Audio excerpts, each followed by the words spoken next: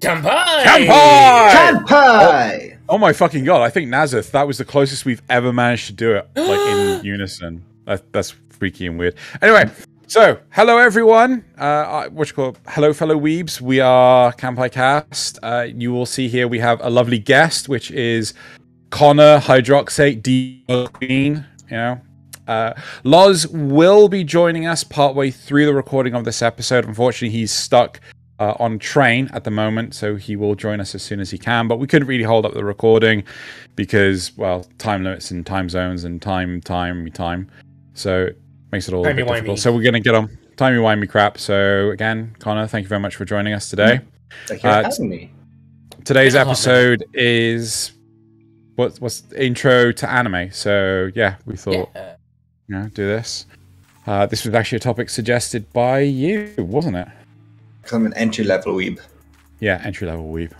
It's like, you know, he's only been doing it for the pandemic, and I'm not in the pyramid scheme yet. Ran out of stuff to watch on Netflix and decided, oh well, I might as well go into Crunchyroll as well. See what this anime is all about. You're not wrong. He was horrified and he ran away. Right, so before we start, we're going to go into housekeeping. Right, if you're a supporter watching this on early access, the timestamps may not be ready yet. But for everyone watching at normal... I've just noticed, Nazith, do you know what's not playing? The music? No, I think it is.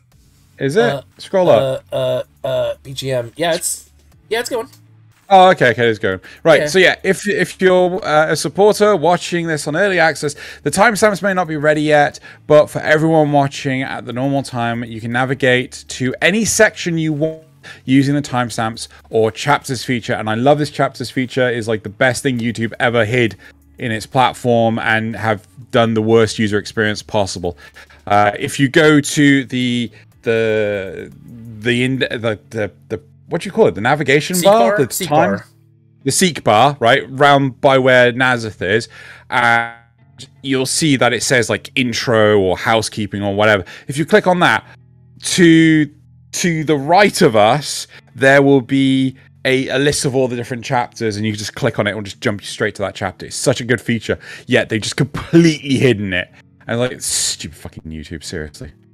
Implicit in first that is the then fact that... like Scoundrel. Implicit in that statement is the fact that you can sign up on Xeno's Patreon and get early access to these episodes. There's that too. So, but the other side of it is that the other element to housekeeping is the music worked. I actually listened to the last episode, actually, and I was really happy with the volume of the music. And I don't know if anyone's I didn't think did it. Someone someone did comment did, saying, I think. Yeah, saying that they actually like the music. So Connor, we have background music. God. So Copyright free? Yeah, well, copyright Joey Zero. Oh, Yeah. He'll come for you. it's very soft and subtle, but like it keeps it from being just completely silent. Yeah. Just like It's very Joey. nice. Just like When Joey. whenever we have that really awkward moment, don't know what to say, Joey comes in with the background music. Right, there we go. So that's it for housekeeping.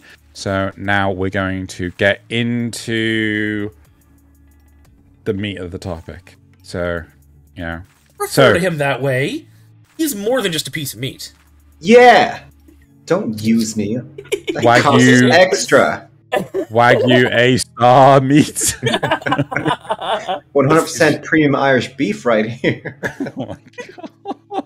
Right, okay. So, Connor, when did you start getting into anime?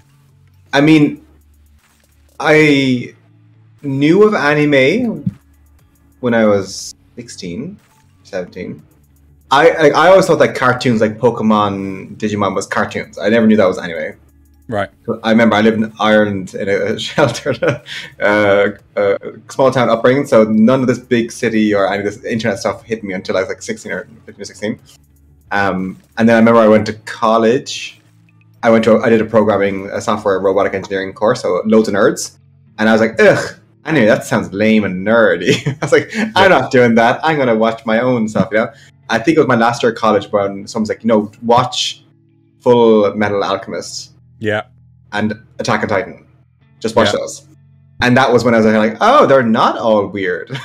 Yeah. they can be edgy and dark and gripping and cool, good stories as well. You know. So I would say like I was 19, no 20. I was 20 when I watched that because I never counted Yu-Gi-Oh, Pokemon, Digimon growing up as kids as anime. Yeah, those were really marketed differently as cartoons, weren't they? Yeah. And they were American dubs on Fox Kids. You know, so they were to me they were cartoons. They weren't anime. So okay, fine. So like, I mean, how many years ago are we talking about? Because you know, a lady never tells her age. No, so it'd be 7 years now. 7 years, right? Okay, cool. So yeah, there we go then. So what we were going to do is we're going to talk about the different shows you gave us, about why you watch that stuff, and then we're gonna talk about possible alternatives. So things that we think you might be really interested in. So we spoke to the internets about different classics and things. And did you actually tell me that you'd watched Full Metal Alchemist? I didn't know I didn't think that was in your list that you gave me. Yeah, it was on my list. No, was it? Oh, that was the first one I watched. Oh, yeah. Was it regular Full Metal Alchemist or was it Brotherhood? Do you know? The better one. I think it was the Brotherhood one. Yeah. Good. Yeah, no, it wasn't. Yeah, it was. Damn.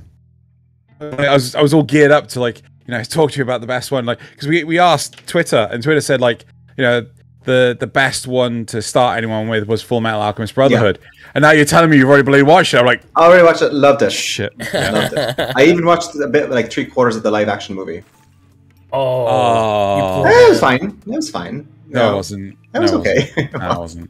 No, it wasn't. Okay, cool. Right, so I'm gonna bring us in, and I want to ask you, because I've never seen this one, which is How to Keep a Mummy. Oh, it is the cutest anime. I swear, it hits you in the like when you see a puppy and you're like, I must look after that with my life. It hits you right there. This guy's parents are archaeologists, and they give him a little present, and he opens this big sarcophagus, and it's just the mummy is this big. Right. And he's like, and he looks after, like, how do I feed it? How do I water it? He's finding out as if it's a cat, kind of like, Yeah. And it gets very, very clingy, and it's adorable. There's not many episodes, but it is so cute. Right. How many episodes? Yeah. Oh, I read the premise of this while I was getting images, and yeah, it sounds super cute. Yeah, look at these images. Oh, he's so, and yeah, he gets he's just like, it's like looking after a baby.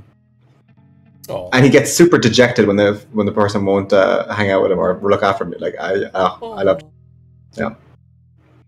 I think there's only 10 or 13 episodes. It's not many, and they're like 15-20 minutes each. Like you can binge it in a day. Oh wow. So they are, wow, that's so it's more like a web series kind of thing. So it's really short. I assume that's 10-15 minutes with intros and outros and things. Yeah, it's really short. Sometimes they do I think some of the episodes are like split into 2 parts with 2 mini episodes kind of things. Right. Well, jeez. Like, I only watched it when it came out, like 2018. So I remember bits of it. But I remember being like, I love this thing. I want this as a plush. So what drew you to How to Keep a Mummy? I very much like when I go to anime, I don't want cute, like girly, but I want like something that'll make me laugh, or something that's really dark and gritty. That's kind of where I always go for. So when I looked at I was looking at Crunchyroll, I think like, oh, new comedy or new things that are funny, and it said like How to Look After a Mummy. Like why is the mummy so small? And I got intrigued. I watched the trailer. Like, oh, I'm going to binge this. Right, fair enough. Then. But it usually has to be funny, or like I don't want anything like, oh, it's a good. No, it has to usually be funny. And like Nichijou? It's a slice of life anime that's also like but it's based on just comedy. Same kind of vibes. Which I thought rings a bell. There's a famous clip of the girl petting the dog, and the dog just goes and it goes ah, and like right in the yeah. Another one. Also very good. Cool. Nazeth, do you have any questions? No, I don't think so. No, it sounds really adorable, but also funny. Said it was kind of slice of lifey, but not like it doesn't delve super deep into that. I mean, the mummy is the main protagonist, but like the person that's looking after him is like a teenage boy in high school. So he's bringing it into classes. The friends are interested. It's a little bit kind of like there's always one weird kid that wants to dissect the mummy. You know. Oh my gosh! Yeah, and he gets like little Oni as well. So there's one or two, three little cute creatures that also make their way. Oh, that sounds amazing. I think I need to go find this because I've not watched. However, my suggestion in response to you watching and enjoying How to Keep a Mummy is... Yeah, there we go. Miss Kobayashi's Dragon Maid. Have you heard of this? I've heard it, and it was recommended to me on Crunchyroll, but I didn't download it. Okay, so Miss Kobayashi's Dragon Maid is very slice of life, very fantasy, very reverse isekai, where these dragons come from the world and they come to live with this programmer, Miss Kobayashi, right? And basically Kobayashi and Toru, the dragon here, as depicted here, they end up, running into each other, sort of thing, and Kobayashi ends up helping Toru, and then Toru begins to appreciate and like humans, and Kobayashi was like, yeah, come live with me as my maid, as she's completely and utterly shit-faced, and she can't remember what the fuck she's done or anything, and this dragon just turns up at her door, and like full-blown sized dragon, like Godzilla-esque, and she transforms herself into this human-sized maid, and antics ensue. Like, other dragons kind of turn up to find out where the hell Toru's disappeared off to. Some live with Kobayashi, some live with other people in our world, and it's very slice of life,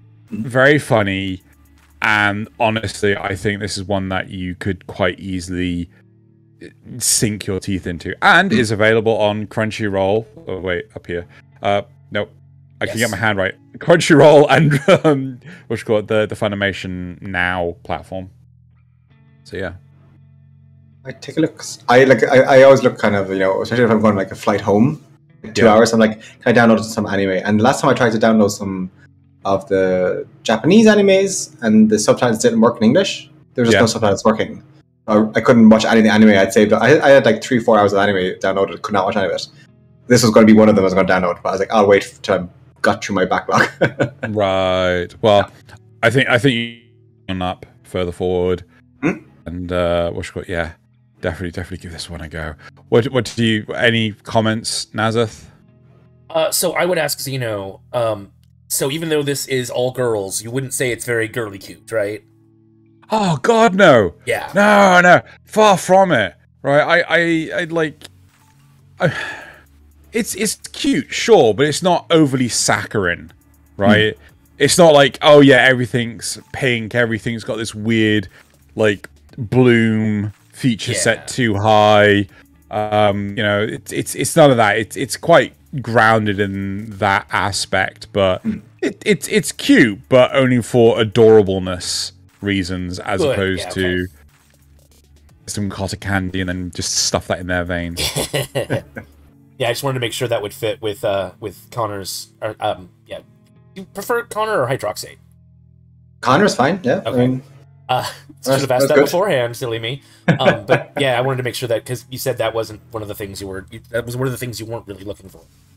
No, cutesy, like as a art style, but it's to serve the point of I'm not there to watch just cute girls all day. That's not what I want.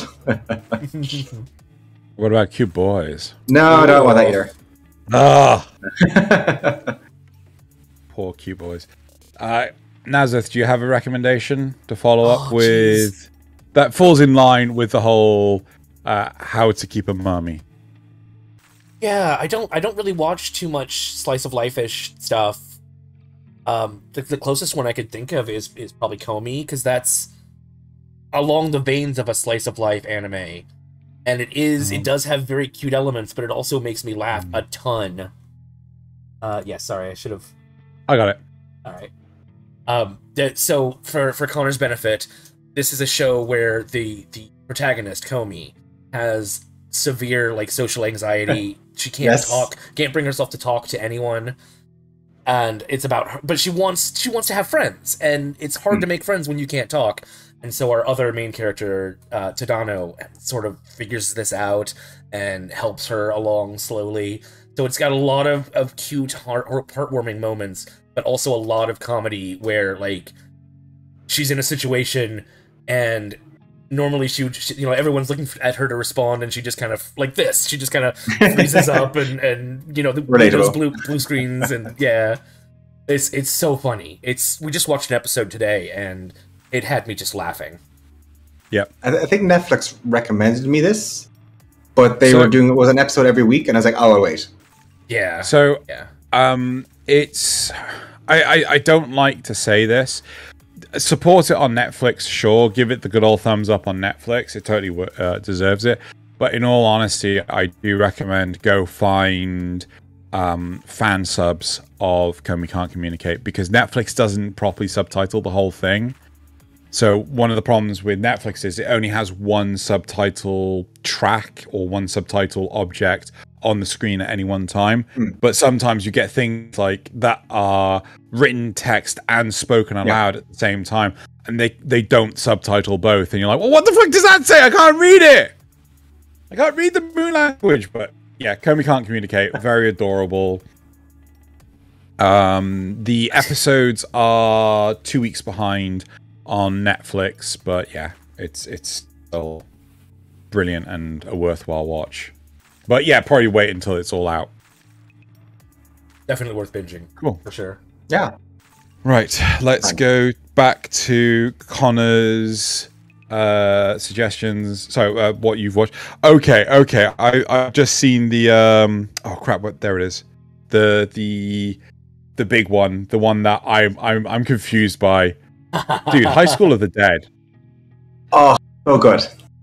What? How can you call this? It's zombies in a high school eating necks. Like, that's great. Like, I am not a man of culture. I have simple needs, and some of them are just blood and zombies. Like, okay. And it's short. It's like, and this lady makes me laugh the entire time with her jiggle physics breasts.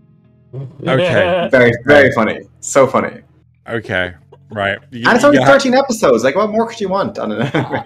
Okay.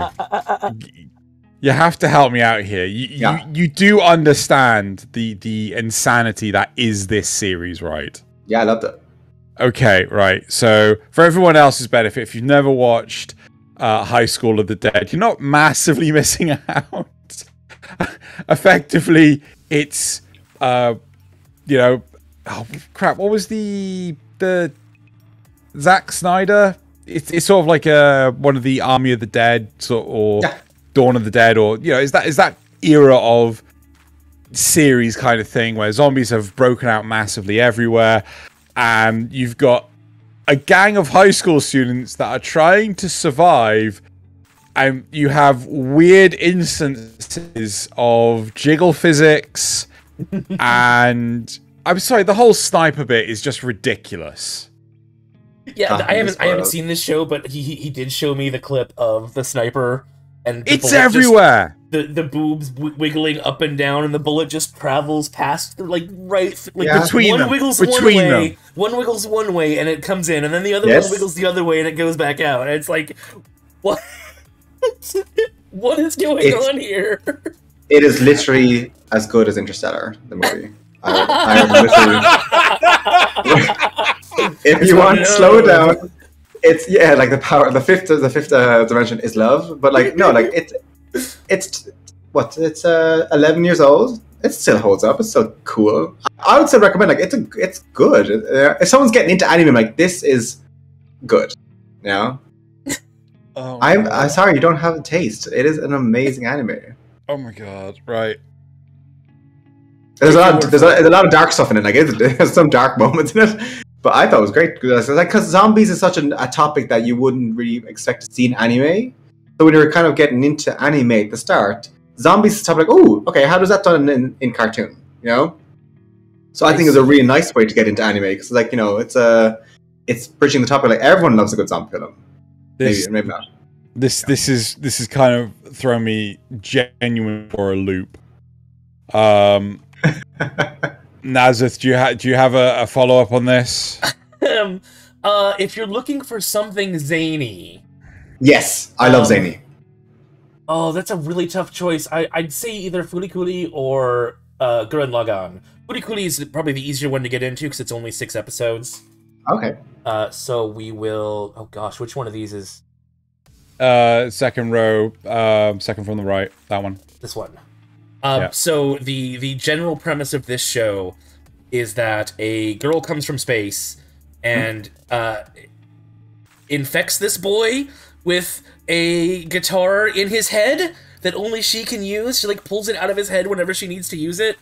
Or no, there's more things in his head than just that. But it's like she is just chaos incarnate, and he is, you know, normal McNormalson. And his dad is all obsessed with her, and oh my god, it gets so weird. And then at the end, everything just kind of stops. It's all over. She goes away, and all over. Nice. But it's really zany. Yeah. It's just nothing but I love comedy. Zany. Yeah, to me like that. I always want something that like catches me left field constantly. Like, you know, that's what I like, being unprepared this'll comedy. do it. This'll do it. Yeah. I mean, look at that giant iron. Like, I mean, do you have anything to say about that, Zeno? Okay, so Furikuri is a very off the wall series. So it's like you know the term where, like, you know, you throw spaghetti at a wall and see what sticks, kind of thing. You throw an idea on the wall and see what sticks.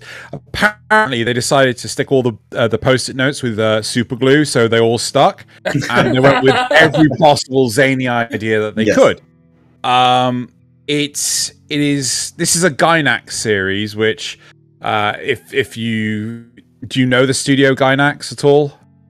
They did Gurren Lagann. It was towards their end of their lifetime. They did Neon Genesis Evangelion. Okay.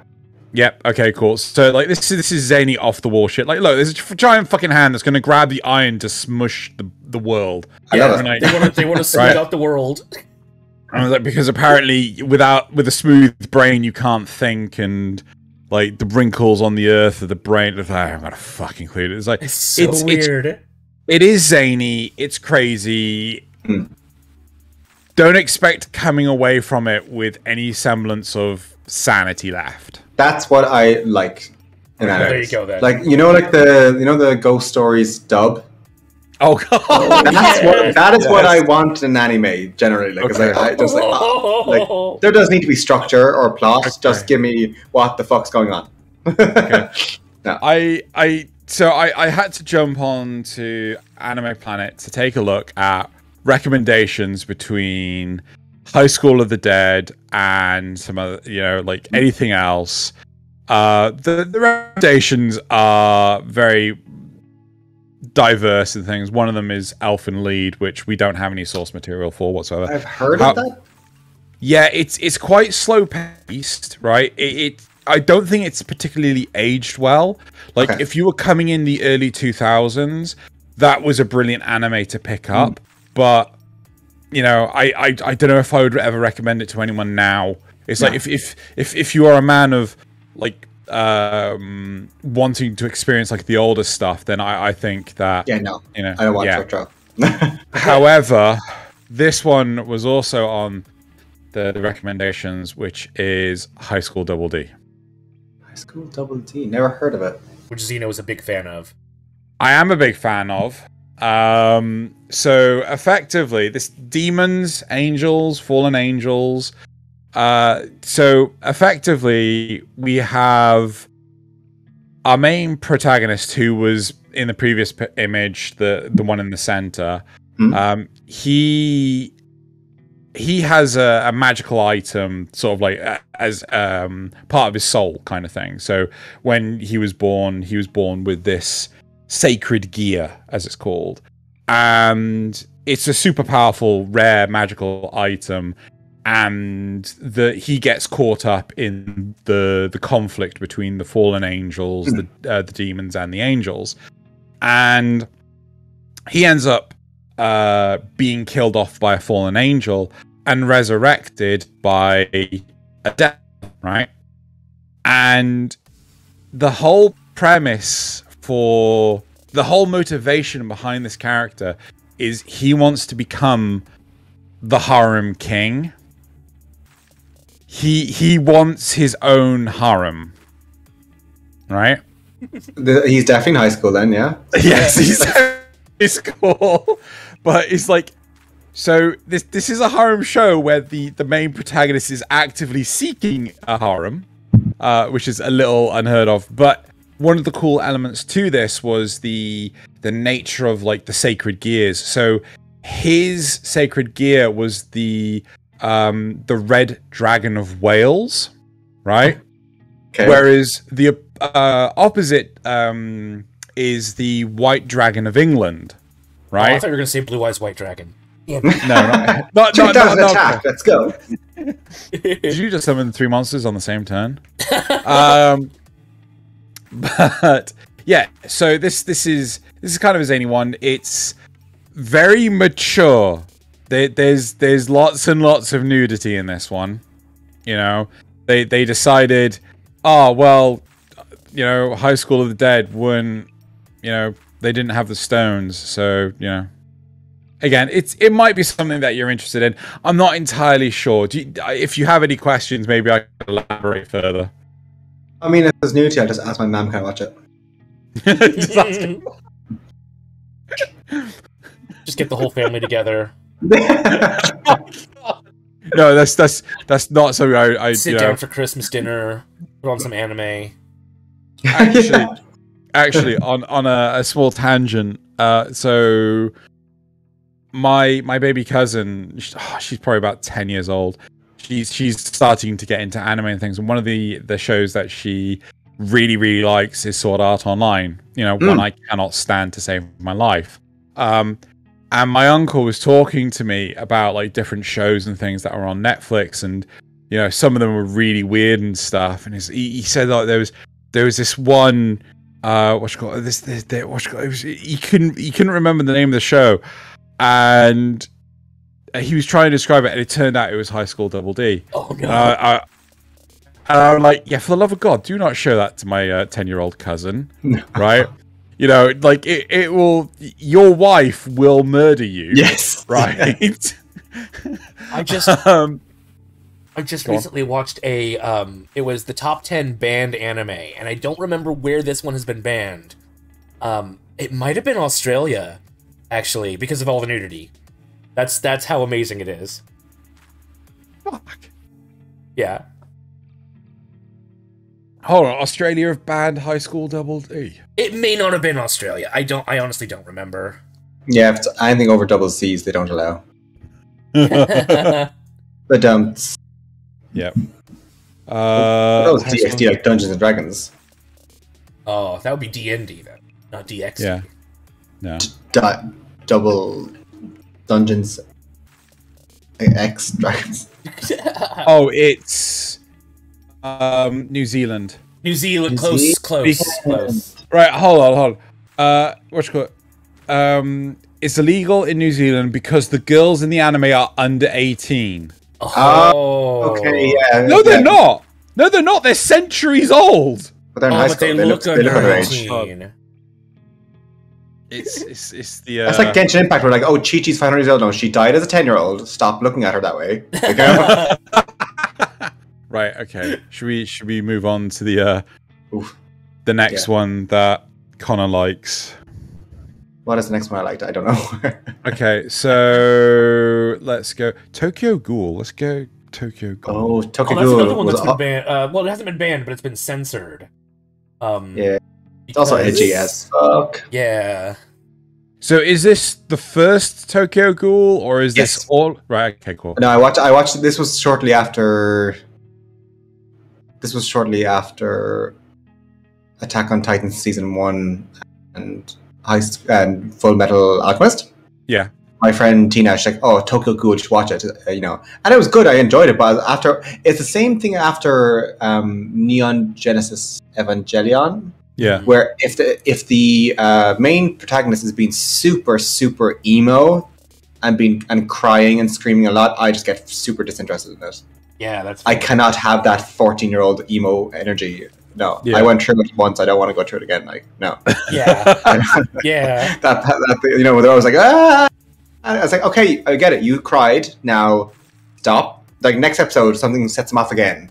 I set him off again. I was like, ugh, I know trauma is a thing, but like every episode, I don't. No. I don't need that.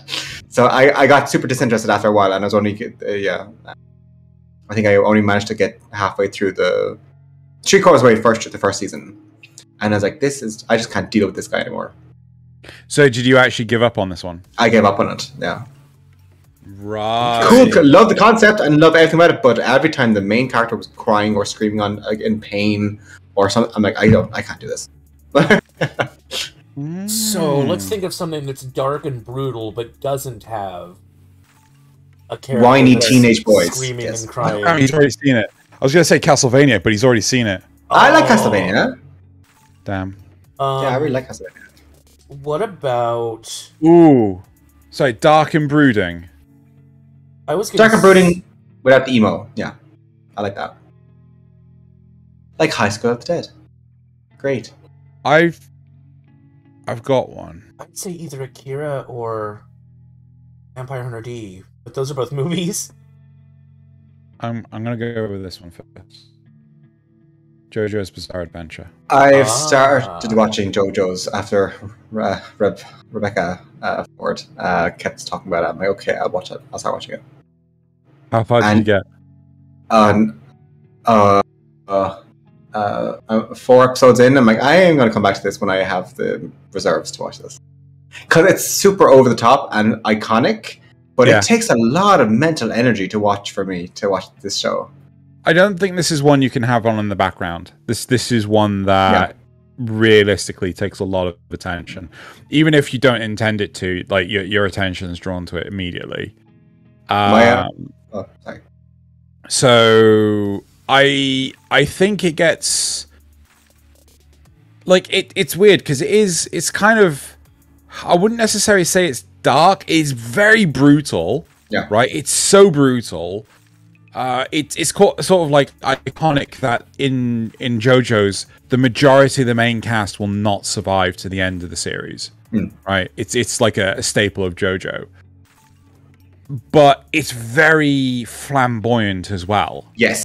Over the top and it's like WrestleMania. No. No, he's not wrong. He really isn't wrong, Nazith. Like in JoJo, they like, you know, the meme, bro, do you even pose? That's where it came from. It came from JoJo, right?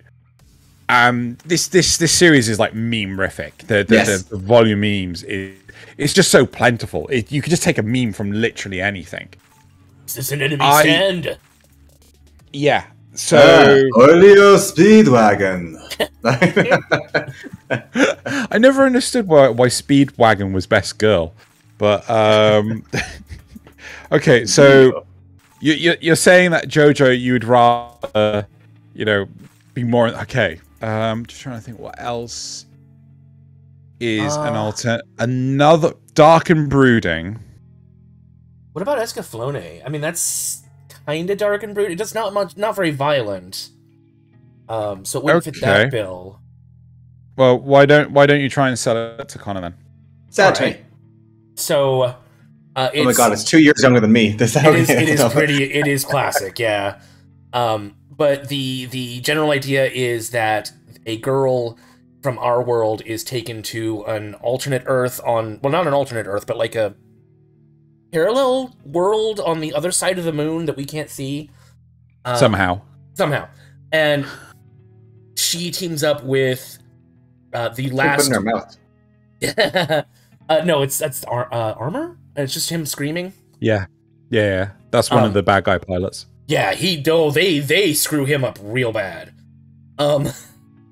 But so she teams up with the last member, next to last member of a royal family, and his magical dragon mech unit, and they have this thing right here, yeah. And they have to go around fighting the bad guys that are trying to take over the world with their Fate engine, and they meet cast of characters, they create allies. It's a really interesting series. There is like some underlying romance plots and everything, bit of a love triangle at one point, but Van, the guy Van, is very dark and brooding because like his whole family is dead and his brother is full, and yeah, it's Wait. Do you mean Vaughn? Vaughn, yes, Vaughn. Yeah, Vaughn Fennell, king of all Fenalia. Sorry, that's been burned into my brain. I'm never forgetting that. Vaughn Fennell, king of all Fenalia, yeah. So he's very dark and brooding, but he's not. I wouldn't say he's exactly emo because he has reasons to be sad and angry. Yeah, it's just excessive amounts of crying and screaming I don't do. Oh no, he doesn't do that. Yeah, No. yeah, he definitely doesn't do that. He's not Shinji Ikari, right? He's Shut not up, like, Shinji. yeah, get in the damn robot, Shinji. Oh, I literally if the intro was not as good as it was, I don't know if I could have gotten through with that series. Did you finish it? Yeah, I think I did. Oh, wait, no, Screaming Diamond, the Diamond Angel, is that? That's not the end. Huh? That's halfway through, isn't it? Yeah. The Diamond and then- Angel. No, that's Yeah, like the the third angel. That's like And then really early on. what's the one with in the water that comes out? One that's in the water that Gosh, comes it's out. been too long since I've watched it. Yeah, I mean, like I remember, but I like the only thing that I remember is like some of the angels because they were beautiful, but Yeah. it's only the intro song. Like that is Yeah. a banger. Yeah.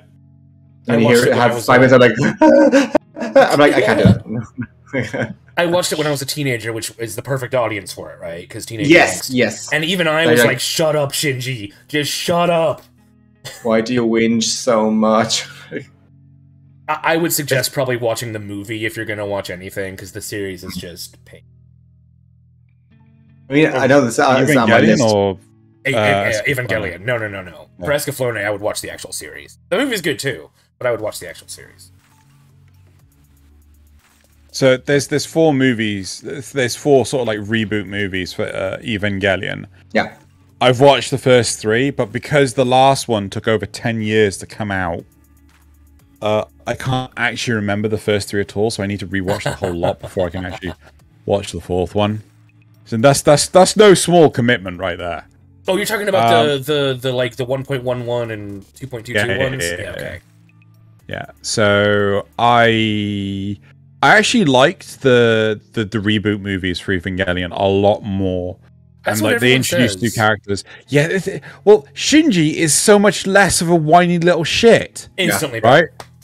right? But the thing is, I'm betting bottom dollar it still ends the same way of him having some weird hate boner for Asuka and then Adam and Eve and Yeah. Right, okay, so Vision of Escaflowne, sort of old school, sort of brooding prince to go save the world, has a mission, doesn't care about the love interest. You sold on it, Connor? I mean that's more the dark brooding I like. Yep. Yeah. Cool. Really good robot fights too. Yeah, man, I'm loving the art of this giant mech thing. And a bit of mindfuckery. A little bit of mindfuckery. Right, let's talk about the next one, which I wanted. I wanted to.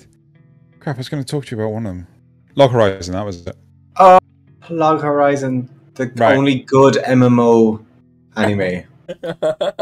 And I had such a crush on this guy. I can't remember his name because it was one I don't know, it was long ago, but Shinu? Yeah, my brain went Shinj or Shin something or like Shiro. Shiro, is it? No, I- that's No Game No Life. Main character. His name is main character. Yeah, sorry. Cute nerd boy.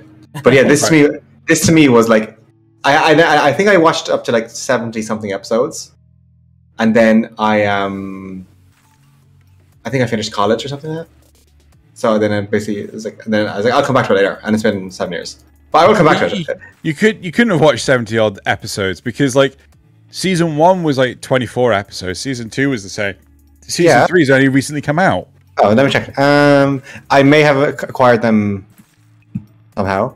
Let me see. I mean, 50 episodes is still a lot. or 48 or whatever. I got to a lot of them, let's see. So He's probably gone to check his. yeah, I'm checking it now. Up until episode 20. Yeah, I watched. Sorry, the first 2 seasons.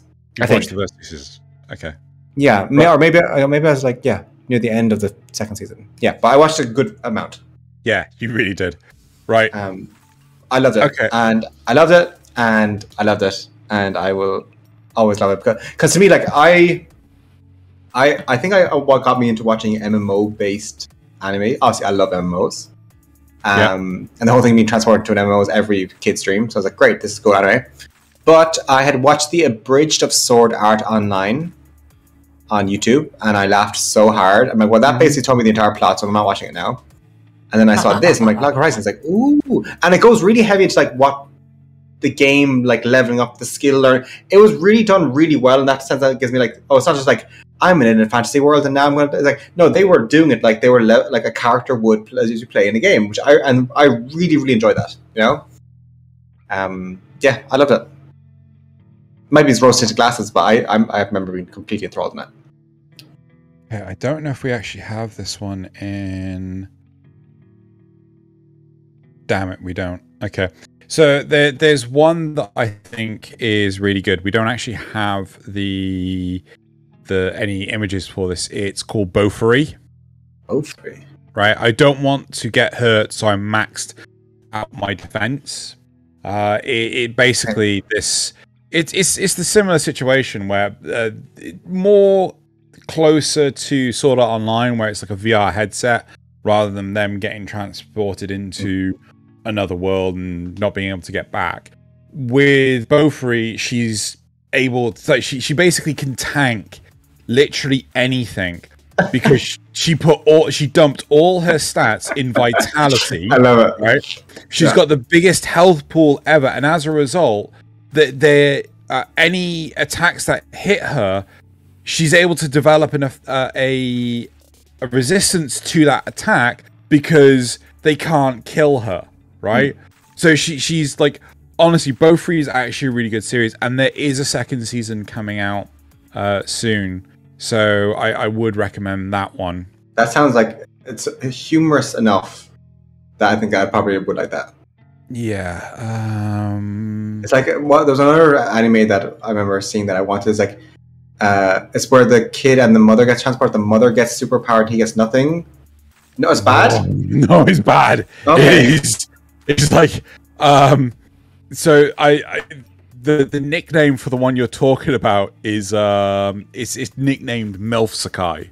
Right? Yeah, honestly. Again, it's not one we have in our images, but for everyone's benefit, oh god, see if I can actually find it.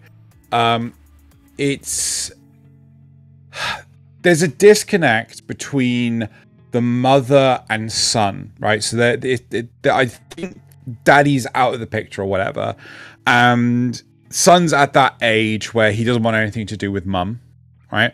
And out of the blue, this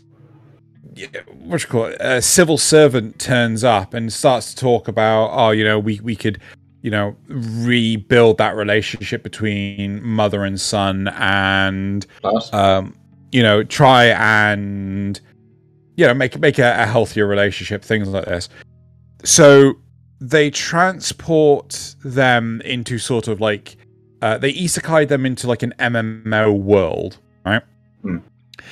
And because they're sort of beta testing the world, they're able to choose one legendary weapon each. Yeah. Right? So the son ends up choosing one that's melee ranged, excellent single target damage, right? And the mum picks up the 2 remaining swords, which are AoE weapons at range. And as a result, she's able to just complete. It's like, you know, I cannot remember the name of it. It's so long-winded. Is that my mom's a dual wielding priest, or it's something like that? Yeah. You know, look at my mum's dual wielding crazy stuff. The title's amazing though. I remember thinking like the title sold me alone. I was like, that sounds hilarious. But honestly, no word of a lie, the sheer volume of the time they're trying to get the mum naked in front of the son is off-putting. Yeah. And then the next worst thing is there's this one scene. Let me paint you a scene, right? So the mum, the son, and random girl, addition harem character, they're all in a public bath together, right? The mum has, I'm pretty sure, dragged the son into the women's bath, or he gets transported in there, or he gets flung in there. I really can't remember, but he's in there, and the girl is utterly shocked that he's getting a full view of everything. What would be the standard, typical thing to happen in this situation? She throws a towel at him, she ducks under the water, she kicks his butt and makes him leave. One of those. Yeah, like, I would assume a slap, right? Yeah. Just, you know, follow up with a good hard slap across the face. She turns around and says, I'm not going to slap you because that's unexpected. That was it. That's the joke. She wasn't going to slap him because, yeah, honestly, kind of don't watch it. Okay. Is like, that sounded boring just explaining. It's just as bad watching. Okay. They're subverting expectations. Yeah, exactly. But yeah, no, I recommend Beaufrey if Great. That sounds funny. Yeah. Yeah, it's totally. You know, my short-term memory is gonna be gone, so you're gonna have to send me the Okay, I'll send you a link to it. title, so I know. Beaufrey. Yeah. My Nazza? gut wants to tell you to watch Shield Hero, because it's one that I've actually seen, and it does have the whole level up system, even though it's not in a video game. But it also deals with some really, like, risky themes? Not risque, but risky.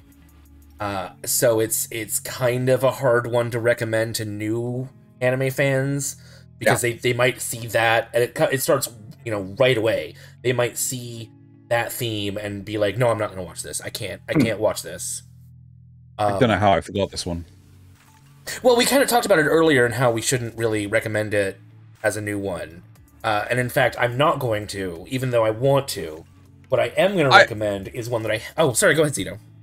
No, to be fair, though, I probably will actually recommend this one. One, because I'm channeling my inner Loz. He would totally recommend this. And two, like, Connor has given quite a lot of solid, I like this for this reason, I like that for this reason. Like, I honestly didn't expect him to have watched as much of Log Horizon. Yeah. So I think this is actually a solid sell. So sell. For Sell, Connor, man. Sell! Yes. For Connor, I would definitely recommend this. I'll say, our main character is transported to this world. Interestingly, unlike a lot of other isekais, he doesn't have an encounter with Truck-kun. He just ends up there.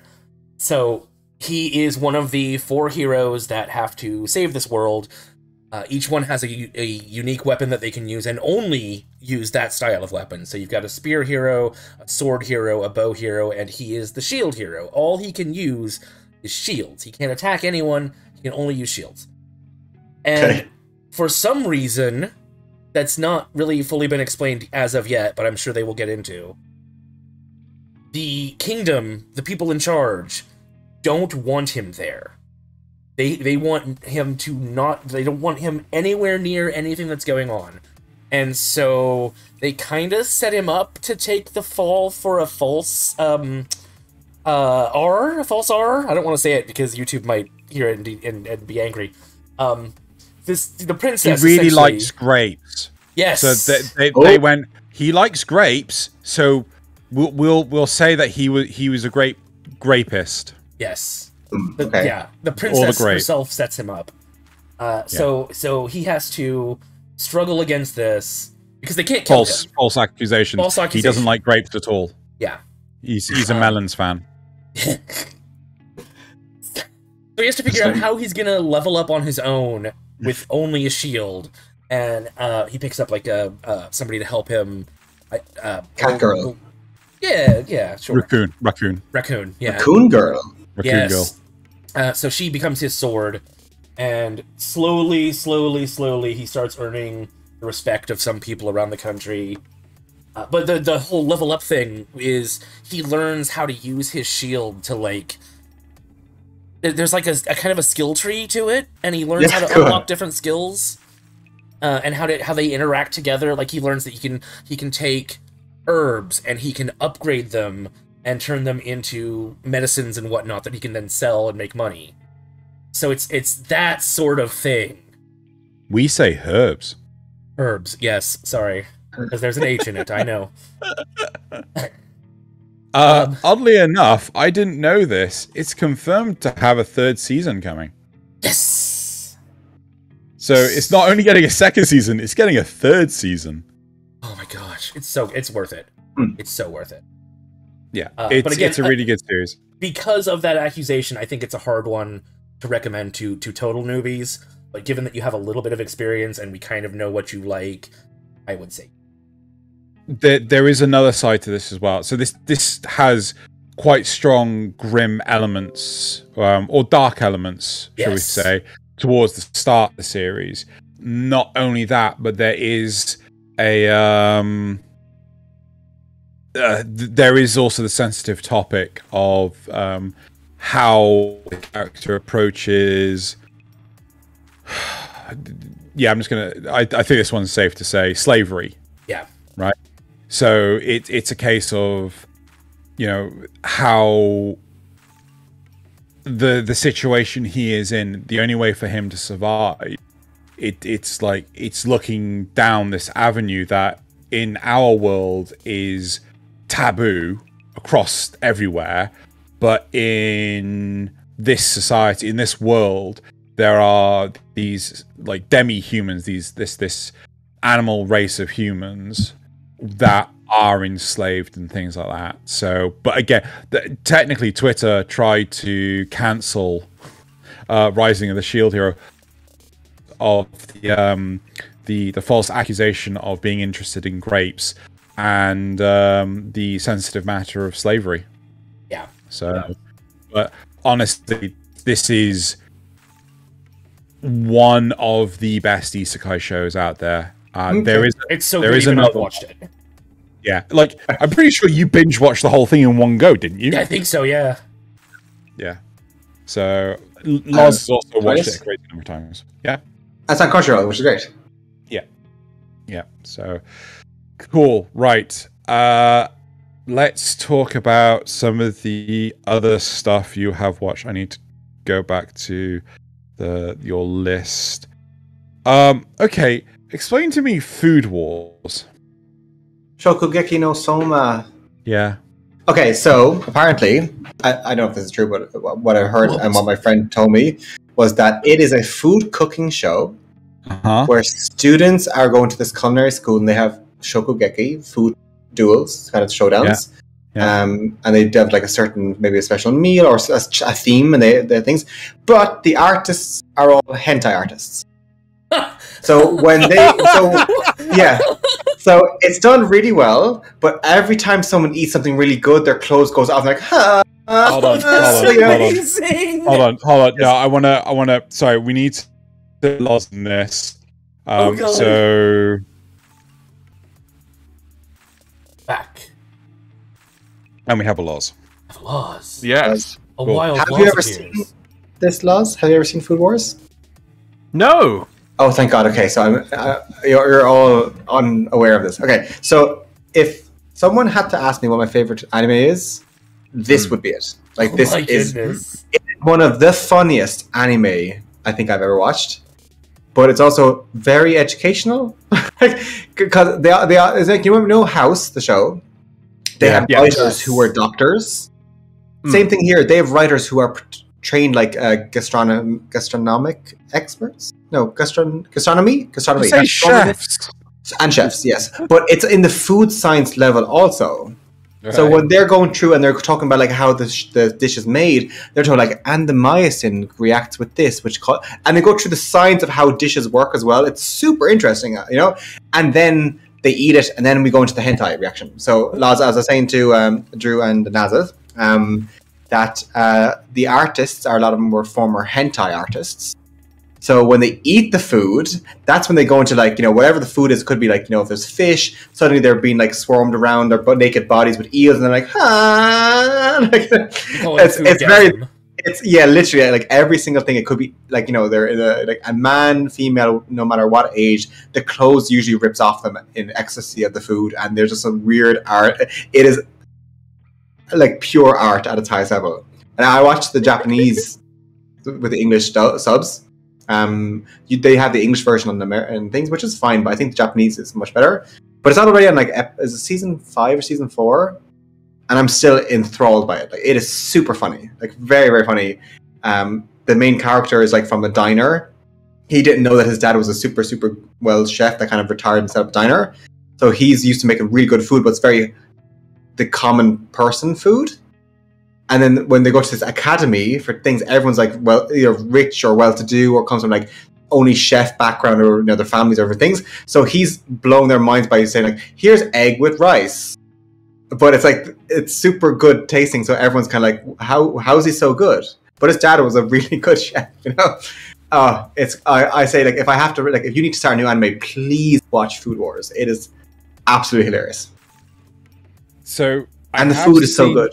I have seen, well, you can't eat food. I know, but it's like Studio Ghibli food, you know, where you're watching like, oh my god, I want to eat that. Yes, yeah, I will give you that. I have seen the first season of this. It did make me jealous because I can't be fucked to cook.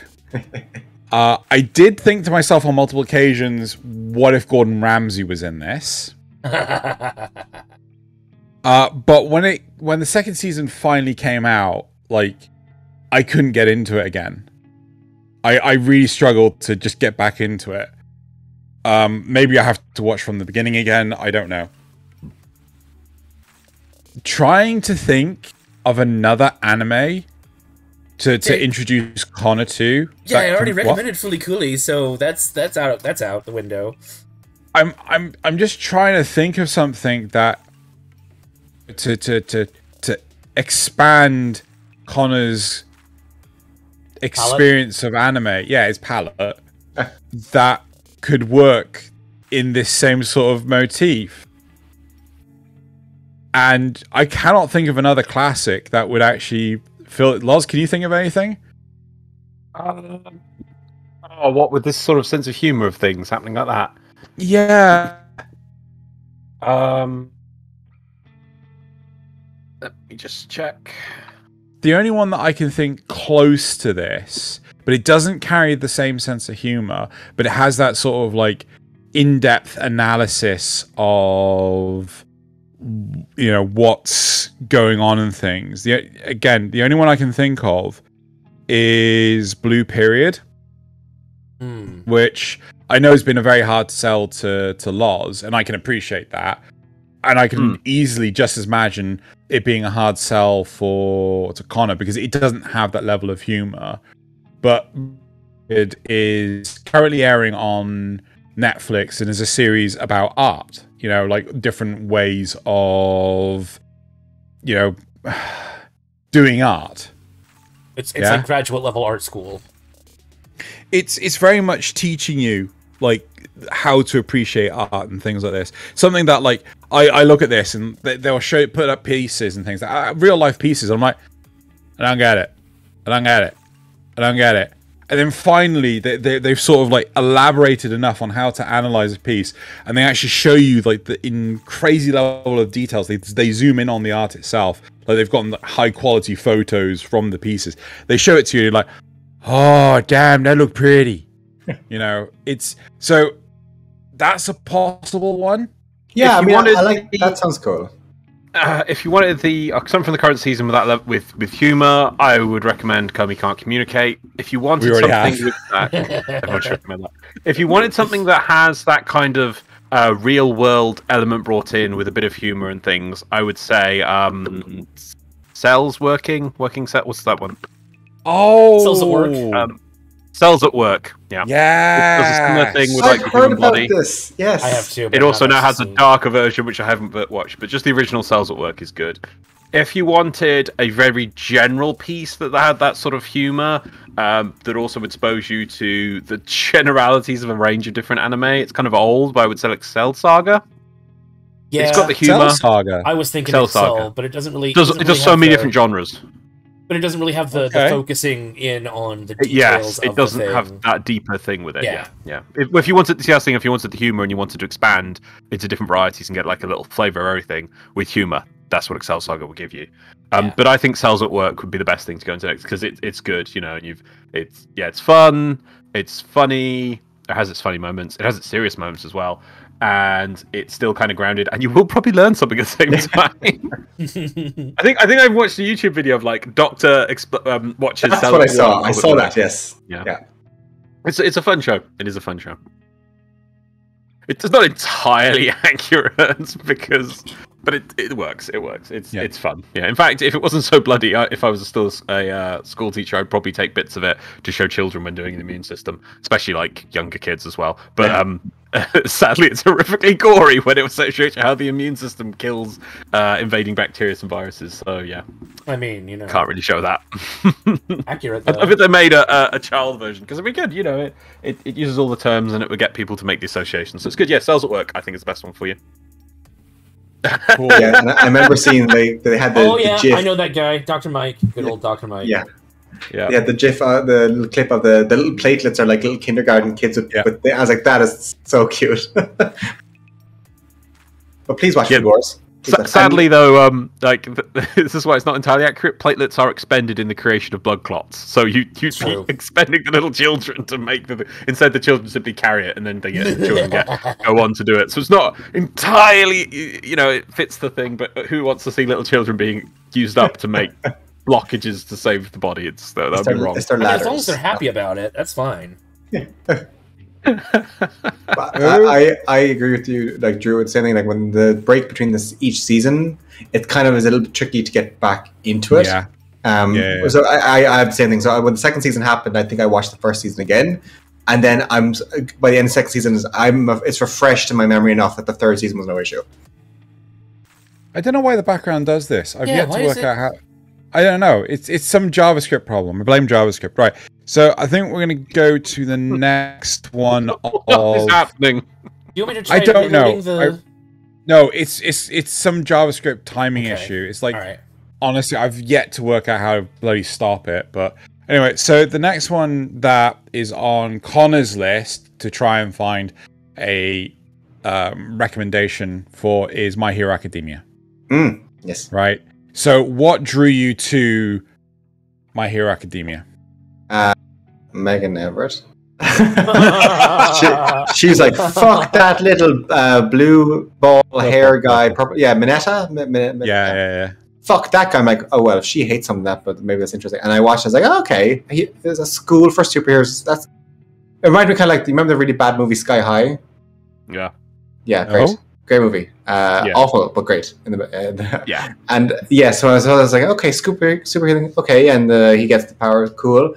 But something about the everyone having. I think it's also like, remember the old X-Men movies in the late 90s? Yeah. Some of my favorite movies, the trilogy, like where they have each person has a unique little ability. Yeah. Love it. Yeah, and then I was like, okay, I can watch this, and I took a break for a while, and then I came back and I've just trying to finish this first season. Or am I finished? I started the second season, maybe. Yeah. But it's cool. I mean, like, it's fine. I'm not die hard into it, but I enjoy watching it, and I just So what's the is it the superhero element to it? I think it's everyone having their own ability and learning how to use it best, kind of thing. Like it's that kind of growth of like them evolving into a fully fledged superhero. I like that, and even though the explodey hands guy, whose name I always forget, he annoys me too because he got that kind of like emo, angry teenage energy, which I just don't have time for. So whenever I see him, I'm like, oh my god, why is he back? Okay, we get it. You're angry, It's a common theme you may know in shows. I don't like any of that, like just unnecessary energy. I'm like, no. But like, Toad Girl, she's cool. yeah, it's just a cool show. And it's one of those shows that they could keep doing it, introducing new different characters, and it'll probably still stay fresh. Which is nice. Well, they keep doing that. I think it's season 5 that's just finished. Yeah, 5's just finished. I think the episode I just watched, I just found out is it Todeki? No. Half red, half white, what's his name? Yes, that kid. Todeki. We just found out his father, the flame hero, so I'm still kind of not too far into the first season. I wouldn't give any spoilers or anything. Yeah. It's good show. Yeah. I would say one good thing about My Hero Academia compared to comparing it to something I know it's popular and it's not quite the same, whatever, but it's in some ways it's a little bit of the anti-Dragon Ball, because in Dragon Ball Z, Goku is the main character and just overwhelms everything, whereas in My Hero Academia, Deku is really quite plain. Yeah, he's strong and obviously he's going to be important, but at the same time he doesn't really have that dominates the room like Goku does, which means that you can enjoy the other characters without ever feeling like, oh well, we just better wait for Deku to come in the room and save us all. You know, all the other characters can have their own their wins, their losses, their growth, and have their own place in the show, rather than it should be let's be fair, two-man band. I'd say Dragon Ball is maybe one-man band, you know, and that is quite appealing. That you don't even Deku, you can kind of put yourself in and then enjoy all the other crazy and zany characters that appear. So yeah, get behind that. Okay, can anyone? There's one series I can think of that is a potential contender for the energy that My Hero Academia brings in. But I'd have to rely on Loz to actually say no, that's a stupid idea. With Naruto. I watched 100 episodes of Naruto, and then I saw the count of episodes that were remaining. I can't get into 400 episodes. Oh my gosh! So I was like, no, fuck this. Was it really that? Okay, there was a lot of episodes to go after. Because I remember I watched this the first time. Was it 4 years ago? I was like, okay, let's get into it. And there was so many episodes left. I was like, I can't do this. Even though I love all the gifs that people were sending me of the very funny prime material, and the gourd guy with the emo guy with the sand was kind of cool. And then I was like, I've seen enough. I know what Naruto is now. I would advise, definitely, if you do want to watch Naruto, just for anyone else out there as well, do find a list of when the filler episodes or arcs are and just skip them, and you'll shave off hundreds of episodes. So it goes Naruto and then Shippuden as a sequel show, Shippuden when he's older. To be honest, you only just need a little bit of flavour of Naruto, the original series. Once you know what's really going on, you could just skip to Shippuden. But even then in Shippuden, you want to skip filler arcs, because oh my god, the filler arcs. I remember you guys were saying, actually, a very good point. You guys were saying it's very hard to get back into a show when it's been off for a while, yeah? Yeah.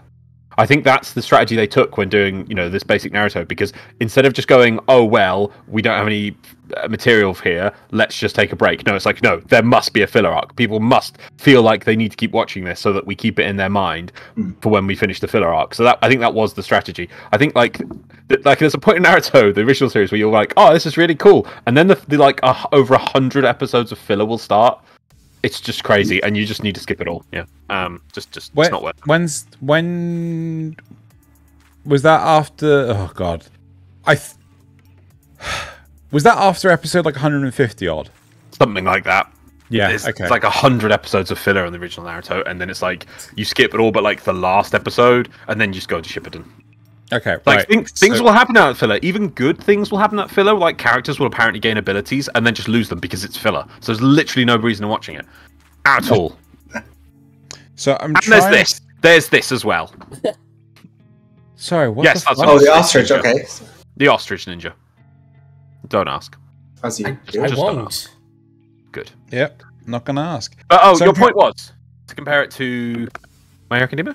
Yeah, well, yes. I'm trying to find something that is a good, I want to say gateway drug into anime. What's it called? Connor likes My Hero Academia.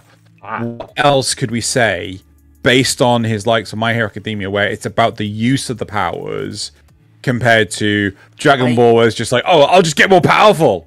I think I have a good one, and it is Demon Slayer, because they focus a lot on learning the techniques, You've also got the thing where, yes, we do have a main character and we do follow him a lot, but he's not the only one that has the power to defeat these enemies. His companions have their own moments to shine. They learn how to, or he at least learns how to upgrade his skills.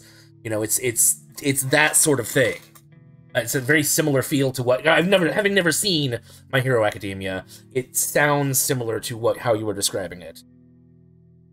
Seen clips of the girl with the bar in her mouth. Oh, it's running to the forest. Like I've seen that where people put like to Nicki Minaj and stuff. So I know bits of it. And this is with the boy with the pig head. Yes. Head. So see, I'm aware of it. I didn't know what the story was enough to. I think also because they showed a game coming out soon, so I remember it in the back of my mind. Yeah. I don't know why it's not listed here, but it is on Netflix too, so you can watch it there. Yeah. No, this is part 2. This is season 2. Oh, okay. This screenshot. Right. Season 1 is on Netflix. Right. Season 2's not on Netflix yet. But again, it's. Oh, there you go. Yeah. So it's bloody everywhere. Maybe Demon Slayer can be there isn't a gigantic. There isn't a gigantic roster of characters there is in My Hero Academia. I kind of feel that works to Demon Slayer's benefit because sometimes I'm watching, My Hero Academia, and I'm like, who's this now? Yeah, who's that person? Wait, we've met them before.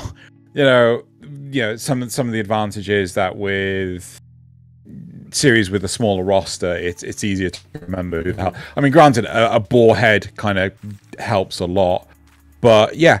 You know, I'd argue give Demon Slayer a go. It's won silly awards. It was the movie was what was the record laws? Highest grossing animated film in Japan or something? Yeah. It did insanely well over here too, even. Yeah.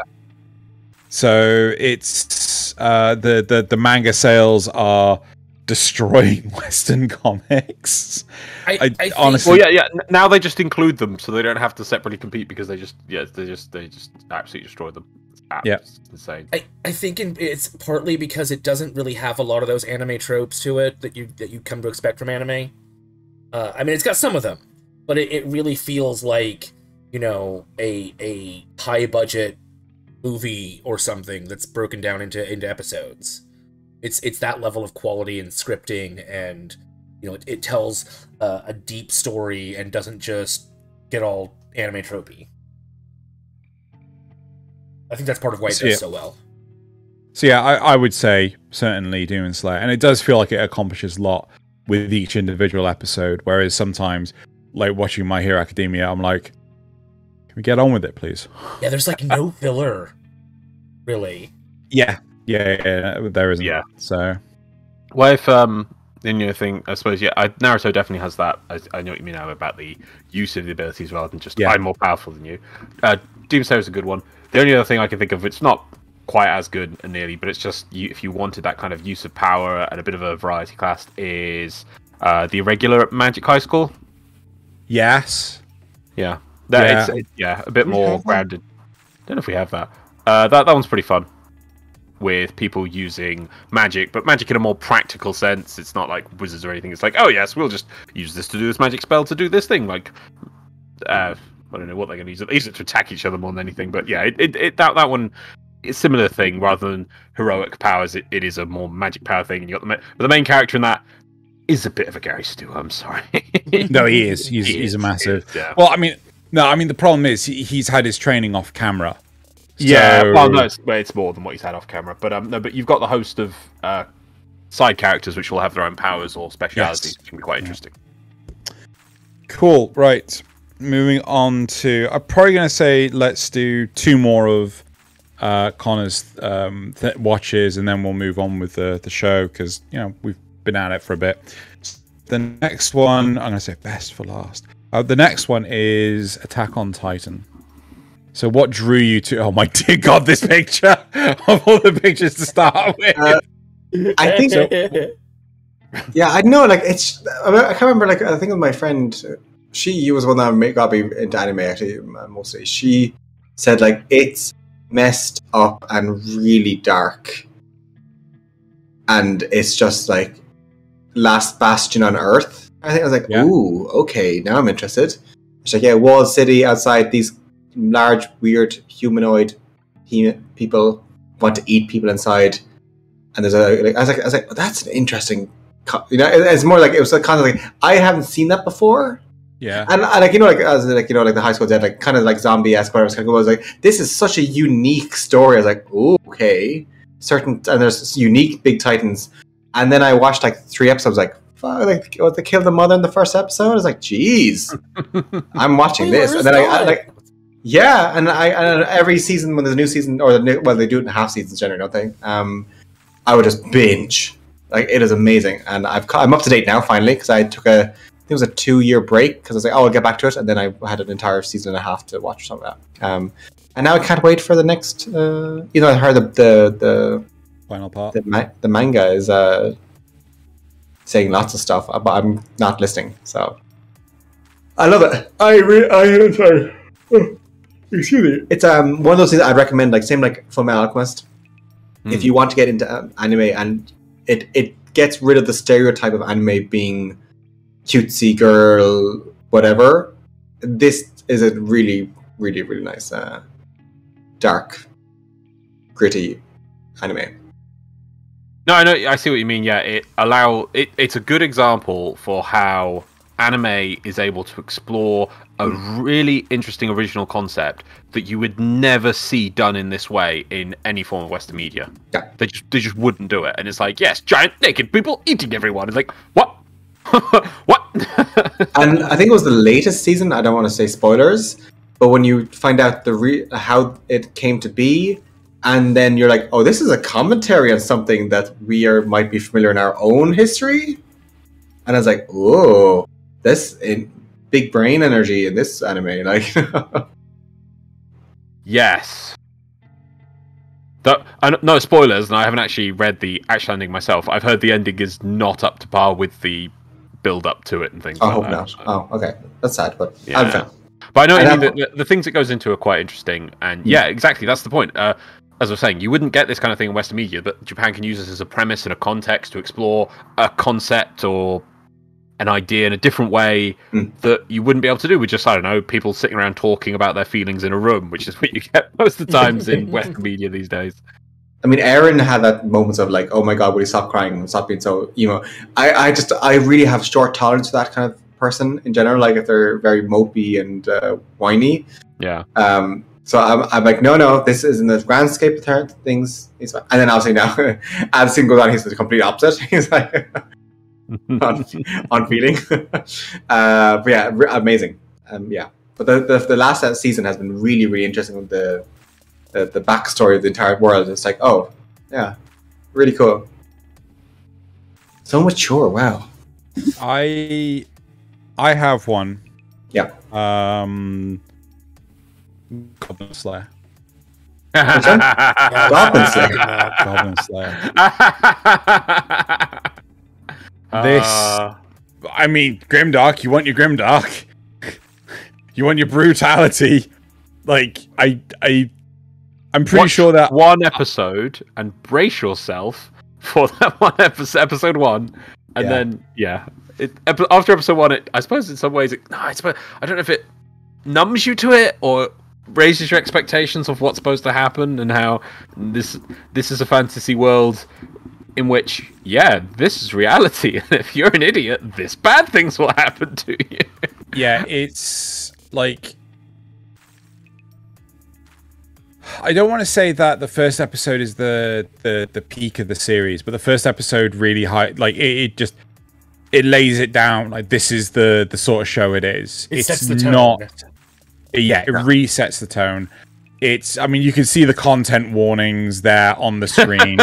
There's a lot of content warnings, and Even if I would say, just to point out, a lot of those, it's not graphic of what you see of those points, but it's merely like most of the time the implication of that has happened, or you see you're just looking at characters, the reflection of what a character viewing a scene as they're just cowering in a corner sort of thing. It's that kind of part of it. So it's not like, oh yeah, it's just look at all this graphic content. It's more, oh, that's happening right in front of us right now. Oh dear. Yeah. So, like, it's brutal. It doesn't pull any punches the entire time. It's... Loz, do you want to sell this one? I thought I just did. Cool. Imagine, good job. If you will, a party of adventurers that all get just messed up. The thing is, I would, if it's put in detail anymore, I'd probably you'd end up spoiling episode 1. Yeah, that's the point. I mean, you want to. It starts off in a basic fantasy. I'll just say the starting point. So it's like a basic starting thing. The blonde-haired girl there is a priestess. She has literally just graduated from priestess school, and she's off. She wants to be an adventurer and things. So she's going to join a small group of other seemingly adept adventurers that have done a few little adventures themselves, and they're going to go off and do some adventuring. And their first thing is their first adventure will just be, just clear out a small cave locally tiny cave of goblins. And I'm going to end it there. Okay. I'm not going to say a word more in that direction. Here's the leader of our new starting band. You see, he looks like a typical anime protagonist who's going to go do things, and that's the group that there's our priestess, the background she joins, and there's on the left is Guild Girl, who gives out the job. So she gives them the job of just a small job. There's just a local small goblin cave. Small amount of goblins, not many. Go clear it out. Easy job for you guys. Go do that. Right. It is so good though, and also I want to point out. So obviously, the character of Goblin Slayer who will be coming in. There you go. He's the guy there you see his back of. Is just so much. So he's a great character. Really stoic. Doesn't say much, but it's just damn on fun. And one of the great things is once you've finished watching this, you actually get the privilege of them watching Goblin Slayer Abridged, which is a super amazing show in its own right. And Snaz's just seen the abridged version, and he enjoys just that without even knowing the context of the original show, which only makes it. But if you watch them both, it is they have done such a good job with the abridged version. It is just it's amazing. But just a side point. Away from Goblin Slayer, if you wanted something, I don't think it goes into the depth of what Attack on Titan does, but I know it is referred to as Attack on Titan on a train, because that's all it really is. No, I can never say this. Cabaneri of the Iron Fortress, but instead of Titans, it's zombies, and they've got an armored train. So it's basically just Attack on Titan. It's Snowpiercer for zombies. Yes. It really, really is. I've watched that. It's all right. Yeah. I mean, I kind of wish that it gets a second season, but I don't think it's going to. I don't think it's going. But Goblin Slayer is getting a second season. Woo! And had a movie, which was. We don't talk about that. It's all right. Well, we think it's got missing half an hour of content because it's just a random skip that makes no sense. Right. Does anyone else have anything that they want to follow up with on the? Go on. I have one. Berserk, which is another classic. Obviously, 97. Oh. It is highly regarded as one of the best anime shows of all time. One of, not the, but one of.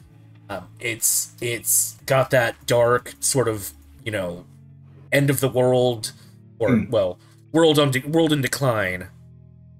Feel to it, and it starts at the end of the world, and then you have a jump back where you can see how they got there.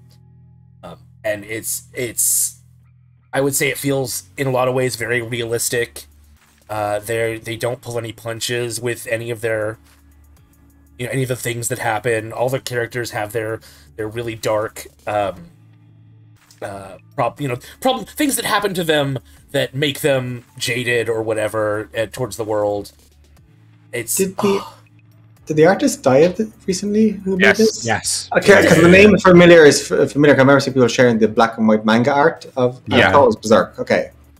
Yeah, it's one of the longest running manga ever that the original artist has died. I think his son is going to take it up, but obviously there's going to be a point at which that it's not going to be. I think he did leave information of where he wants the show to go for his son to interpret and things, but obviously there's going to be that point that is going to be not the original, but it's so highly loved, and it just is such a great show. I don't think there's the original series, then the CG series, which is not as good. But if you watch the original series, at least you can watch more of the story. But they don't even touch how long the story is in the manga and things, and it didn't even get a chance to come close to finishing, which is just a crying shame. It's so long. It's so good though. There's also, I believe, a 3-part OVA called The Golden Age that I remember being pretty good. It's essentially just the story told in 3 parts. If you do watch the original series of this, or Berserk 37, you can then understand the Silence Wench, I do not wish to be horny anymore meme. Yes. Have you never seen the with the sad music playing and the doggo? It says, Silence Wench, I do not wish to be horny anymore. I only wish to be happy. I made a version for Laws out of Warframe. It's great. No. I'll have to link you that. It's a famous meme. It's great. Oh, it's so. But one. I do want to give up one more thing in that sort of vein, and I think Drew will agree. Again, it's really sad that it didn't get a second season, but it might. Claymore? No, that is getting a second season. Is that getting a season? Finally. Yeah. Finally. After God knows how many years, it's actually getting a second season. Yeah. That ended on such a cliffhanger. I was like, you can't fucking end it there. Yeah. Yeah. It's a really interesting show, Claymore. It's really good. I don't even know how to explain it, but again, mystical, almost grim end of the world-esque with, fantastical powers against humanity. How are they to survive, and the weird ways in which they do. But it's interesting and deep. Getting a second season. He promises me this. You did. I remember when Zeno first showed it to me. It's like, you're gonna watch the show, and you're gonna get to the end, and it will just end in a sort of cliffhanger, and you'll be desperate for more, and there isn't any more, and you'll be like, no. I swear I saw. So I think July. No, because I remember being announced by other people. So,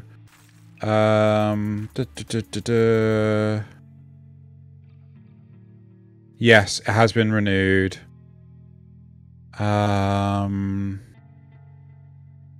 It can't see. That I don't think they've announced a release date for it yet, so it's probably still in production. So Lars is like, I'm going to be clinging on to that hope. Right, it was really good. Okay, so I think going to move on to the last one of the pile that Connor gave me. So, and that is Konosuba. Of course, I know you love Konosuba. Who doesn't love Konosuba? Who doesn't? It's just so good. Excuse me, I need to go away and play the Konosuba app game some more. Still won't load on my phone. Right. What drew you to Konosuba? I think it was like the same kind of if someone I don't know if he dies or whatever, and he's like brought into like a fantasy world. Yeah. Isekai, yes. And I was like, okay, but then someone told me the paladin or the guardian tank, whatever. Yeah. She's also a masochist. I'm like, sold. It's like she gets off and being hit. I'm like, this is for me. So it was this, and I think they said like the little sorceress girl Megumin. I keep thinking Megumin. One spell and faints. I'm like, it's just like, it's perfect. Like, I love that kind of anime, but when I see that kind of as zany humor, yeah, perfect. And I haven't watched many of it though, because I thought I watched further than I actually did. But it's on my list. Whereas I enjoyed it. It's just things got in the way, and I haven't resumed watching it. It's not like I stopped watching it. How can you not just go like, I'm gonna watch one episode? I've watched both series and the movie. Well, I'll just start again. I think it's because when Konosuba came out, I was moving country, and I had a lot on my. So I was watching a few, and then I moved country, and then I was like, I'll get to it later. And then I'll say, suddenly it's 4 years later. I'm like, I should watch that again. I have all season 1 and 2 downloaded on my computer, like done. It's just but I just never got back to it. Well, just if you wanted to, I think all of Konosuba 1, 2, and the movie are available for streaming in 1080p on Crunchyroll, just for anyone at home who wants to watch it, and they should. Yep, Crunchyroll is really good. I probably really should subscribe. Yeah, the price is pretty good. I don't want to use it a lot though. So they've got like 3-4 years worth of membership. I probably use it like 18 times. Price is pretty decent, yeah. Yeah, I mean, the more you're talking about all these anime, I've actually got a lot more anime I've watched that are just coming back into my head. Yeah. There's a few that are very much like gems, I think. But yeah, this one is so funny. So funny. So there was one. So I don't know if you've actually watched the movie. You should watch the movie. No. Like, the movie is so fucking hilarious, right? Well, you got to get to the movie though. You can't just skip to the movie. Oh god, yeah. I remember Nazeth and a couple of friends were going to watch the movie with someone that had never watched any of Konosuba at all. They were just going to go straight to the movie, and I screamed at them. I was like, "No, you can't do that. You have to watch the rest of the series, right? It turns out that was the right move. Yeah, and it's like, no, we could just skip this. No, there's so many references throughout the whole. You have to start from the beginning, and yeah, we end up binge watching so much of that, and they end up loving it. One series, again, we don't have this on our backgrounds, but one series that you may like. So while you're doing that, because I just want to correct myself about the Demon Slayer movie, because I did have it up, but sorry, I just want to bring it up because we're talking about movies. Yeah. The Mugen Train movie became the highest grossing film in Japan's box office history on December 26th last year. Cool. So yeah, very good. So a series that was done by the same author at Konosuba is Combatants Will Be Dispatched, which was aired in spring of this year. It's another isekai, kind of maybe-ish, but it's not our real world. But yeah, it's hilarious, and they nearly immediately make an explosion reference, and it's really funny. It has that sort of like subtle humor that the first season had to begin with, and it slowly gets more and more Konosuba levels of humor. Honestly, Combatants Will Be Dispatched is actually very funny. Would recommend. In terms of something on par with Konosuba, I'm not entirely sure. I'm surprised you could, yeah, Combatants Will Be Dispatched. I'm surprised you remember that. I mean, that's like sci-fi isekai is probably the sneaky way of saying it. Yeah, which you can get to it. With the isekai, because that's where a lot of the comedy comes from, because you've got Kazuma being, knowing the world he comes from. I can't think of a lot of examples for it that would be comparable. Not the same level of humor, but still funny as an isekai. No Game, No Life. Yeah, but it has some serious points as well, though. Yes, but it's still taking the piss the entire time. Yeah, if you want an isekai that pokes fun at itself, yeah. Yeah, I mean, like, they're able to sort of like advance in this one, whereas with Kazuma, he can't really advance to anywhere. No Game, No Life is a series where effectively the two main protagonists get transported to a world where they're not allowed to fight each other in, like, the races can't fight against each other with traditional means. The only way that they can fight each other is through games, right? So poker, rock, paper, scissors. Gosh, what else we got there, Loz? Chess. What was the one where they have to name something?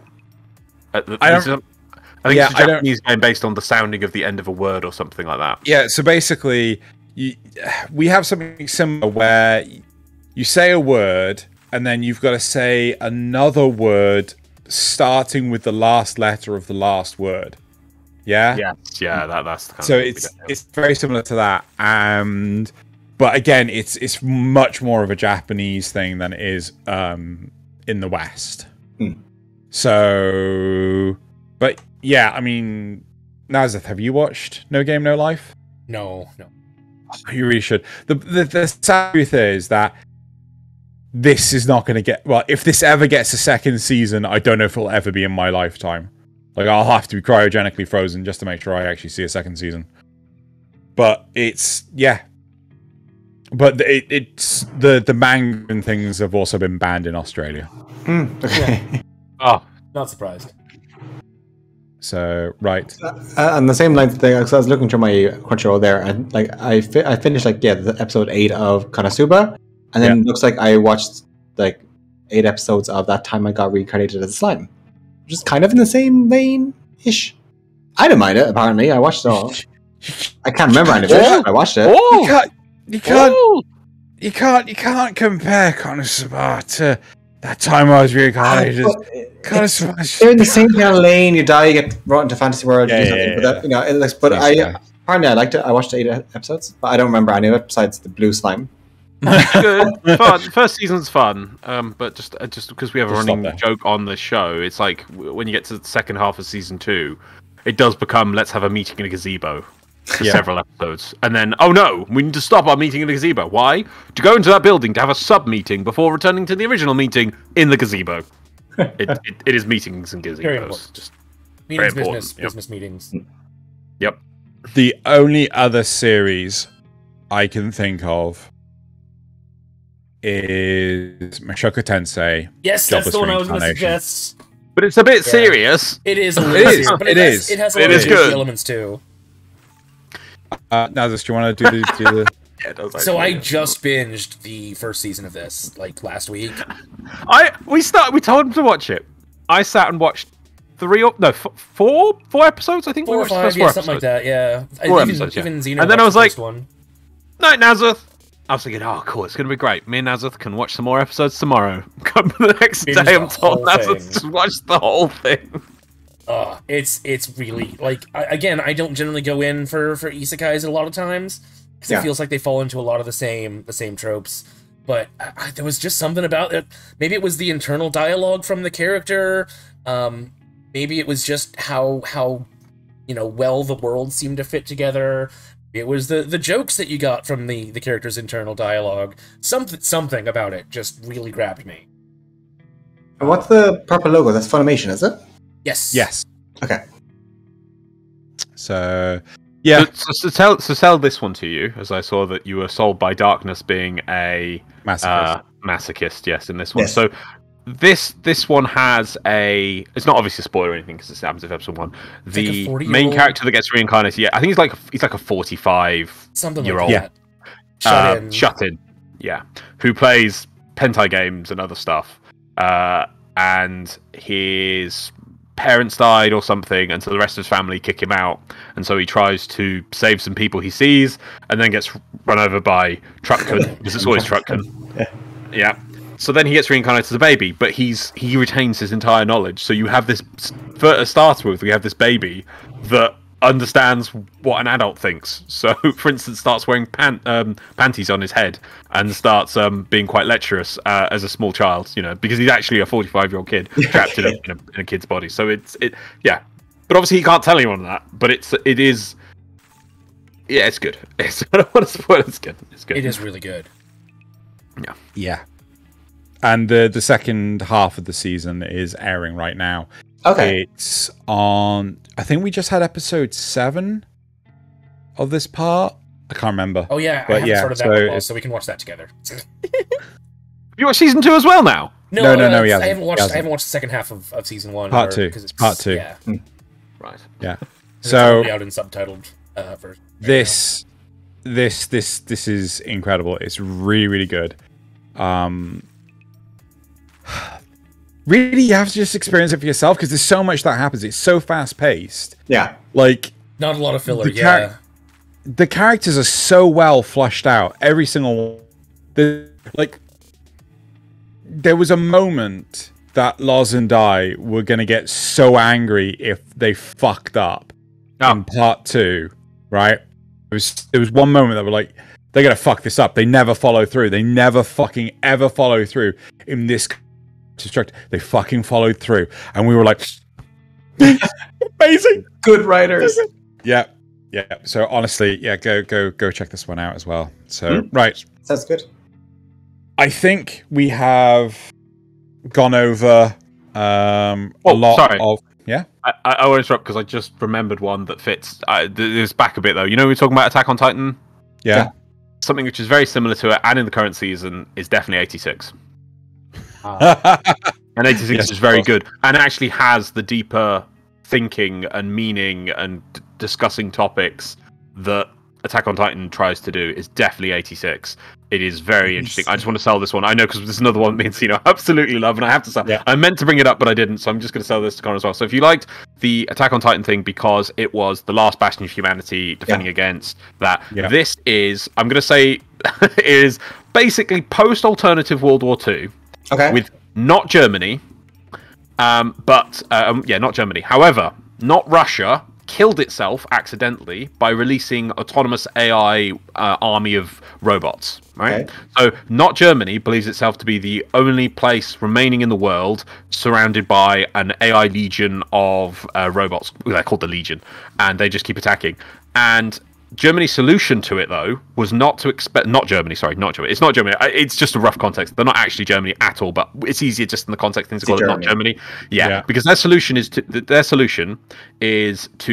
they've got a lot of immigrants obviously came in, or refugees came into the country, and they also had a lot of subdivided populations even before this happened with the war, and they took all of them and referred to them. They're in what was dubbed Region 86 that was surrounding the majority of not Germany, and they declared them not human, and now refer to them as processors for their robotic weapons that are equivalent to fight the Legion. So the way autonomous robotic weapons, autonomous. So they literally call them processors and say that it's a humane way of fighting wars because they've got their own AI robots to fight the AI army of the Legion. When literally they're processors are people, but because they've declassified them as people now, they can just expend their lives, and the populace accepts this as a fact because that's what they're taught, and it's an interesting concept going from there, because then it expands from it, and it's a really good starting point, and quite dire because you're going to see a lot of people get lost, but it does go into deeper context of war and meaning and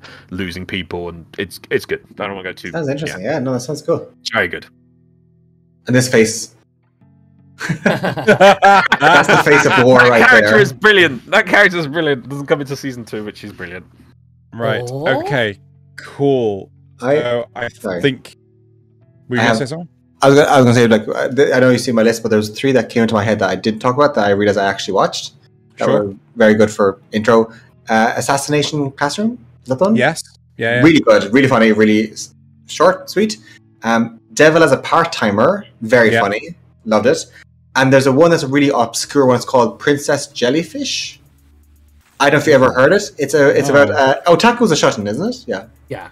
So 4 otaku girl artists who are nerdy, really not traditionally pretty, living in a house. And then one is obsessed with jellyfishes and goes to the aquarium. And one time she sees a beautiful princess, which is, spoiler, drag queen. And the drag queen tries to get the 4 artists to be more confident, and because they basically go to stone, petrified when they have social interactions. They're that nervous. It's a funny but also a very sweet anime, very short, and it's very hard to find. I don't know where I found it, but I watched it. I think this was back in 2015. Princess Jellyfish. I would say watch it. It's sweet but very funny. Because the artists are super awkward, socially awkward. I'll have to find it. Yeah. Cool. Right. Well, let's move on with the rest of the show because we're getting on a bit. So, going to move on to the next part of the show, which is the supporter questions, which I now have to do click. So, before I read out Zrugel's question, I just want to say thank you for listening to our podcast so far. We really appreciate all the likes and comments everyone leaves on these episodes. Zrugel asks, what do you like better in anime? The story being told or the character involved in the story? Ooh. How do you separate the two? I mean, if you think of the story being the setting and the world that the place is living in, and versus then the character itself and how they interact with it, I would say Attack on Titan, the story is the walled cities, the things, whatever, and then Eren Yeager is the character. Yeah. I think it's always the story, the world. That's what captures you up, or the premise of the story at least, and then the character is just kind of okay, they're they keep you in there because they'll make the world interesting how they interact with it. I get where you're coming from, but I think I want to say the character, because I've watched too many shows as of recent where the plot is in motion, but the character makes no sense. I don't understand why the character's doing any of these things. Like, it's character, you had a brilliant opportunity to do X. Why didn't you do X? Or the world is interesting and the character's a plank of wood. Yeah. I think, though, in my heart, I do agree with you. I think I can think of more shows. Can you name me a show in which it's had good characters but a bad setting?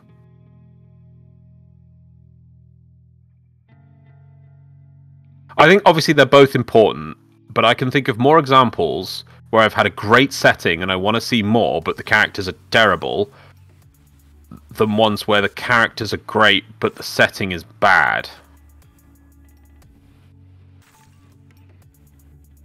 That's why I think the setting is important, more important. Yeah. But the characters have to at least be decent. JoJo's Bizarre Adventure be this? Because they're basically, it's all just characters. The setting and the story doesn't really make sense. From watching the first episode, I was like, "What? Okay, they're in England. Okay, why? They're in England. Yeah. That's I mean, England. That's the best setting ever. It's England. I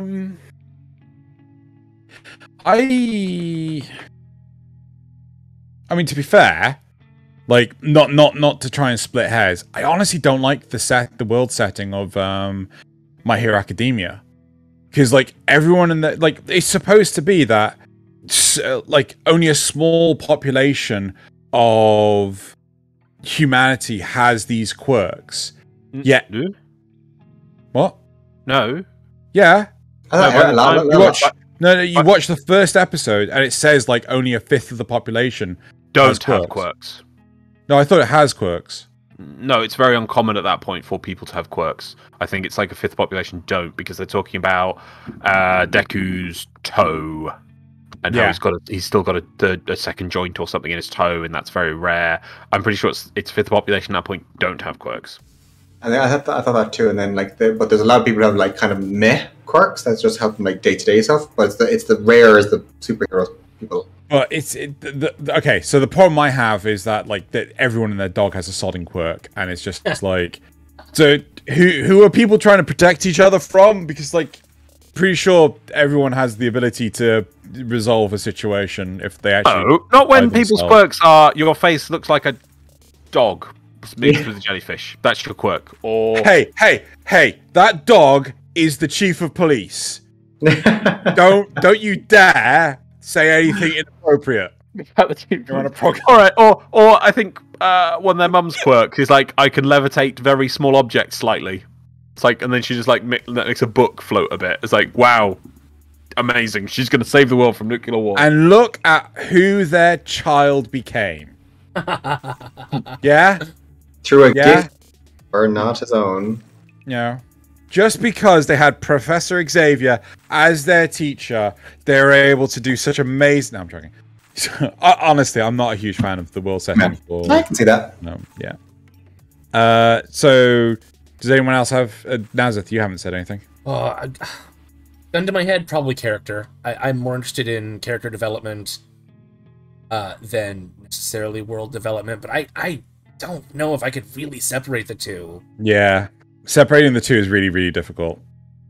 So, right, moving on to the next one from Thalian. Last time on Xenomorphs, we were at the halfway point of the autumn season. How upset is Loz that yet another isekai anime has decided to set up a shop? And does he hope, despite himself, that this will actually function into the plot of being an assassin with an alter ego as a merchant, or is it just something cute on the side for a character to do? So, I'm lost. Here's a setting for an isekai, right? Goddess of a world needs to kill the hero that's already in the world. The hero's going to kill the demon lord in the world. That's fine. In 16 years' time. However, by the time the hero after that, the hero is going to get bored and destroy the world with his powers because he's amazing.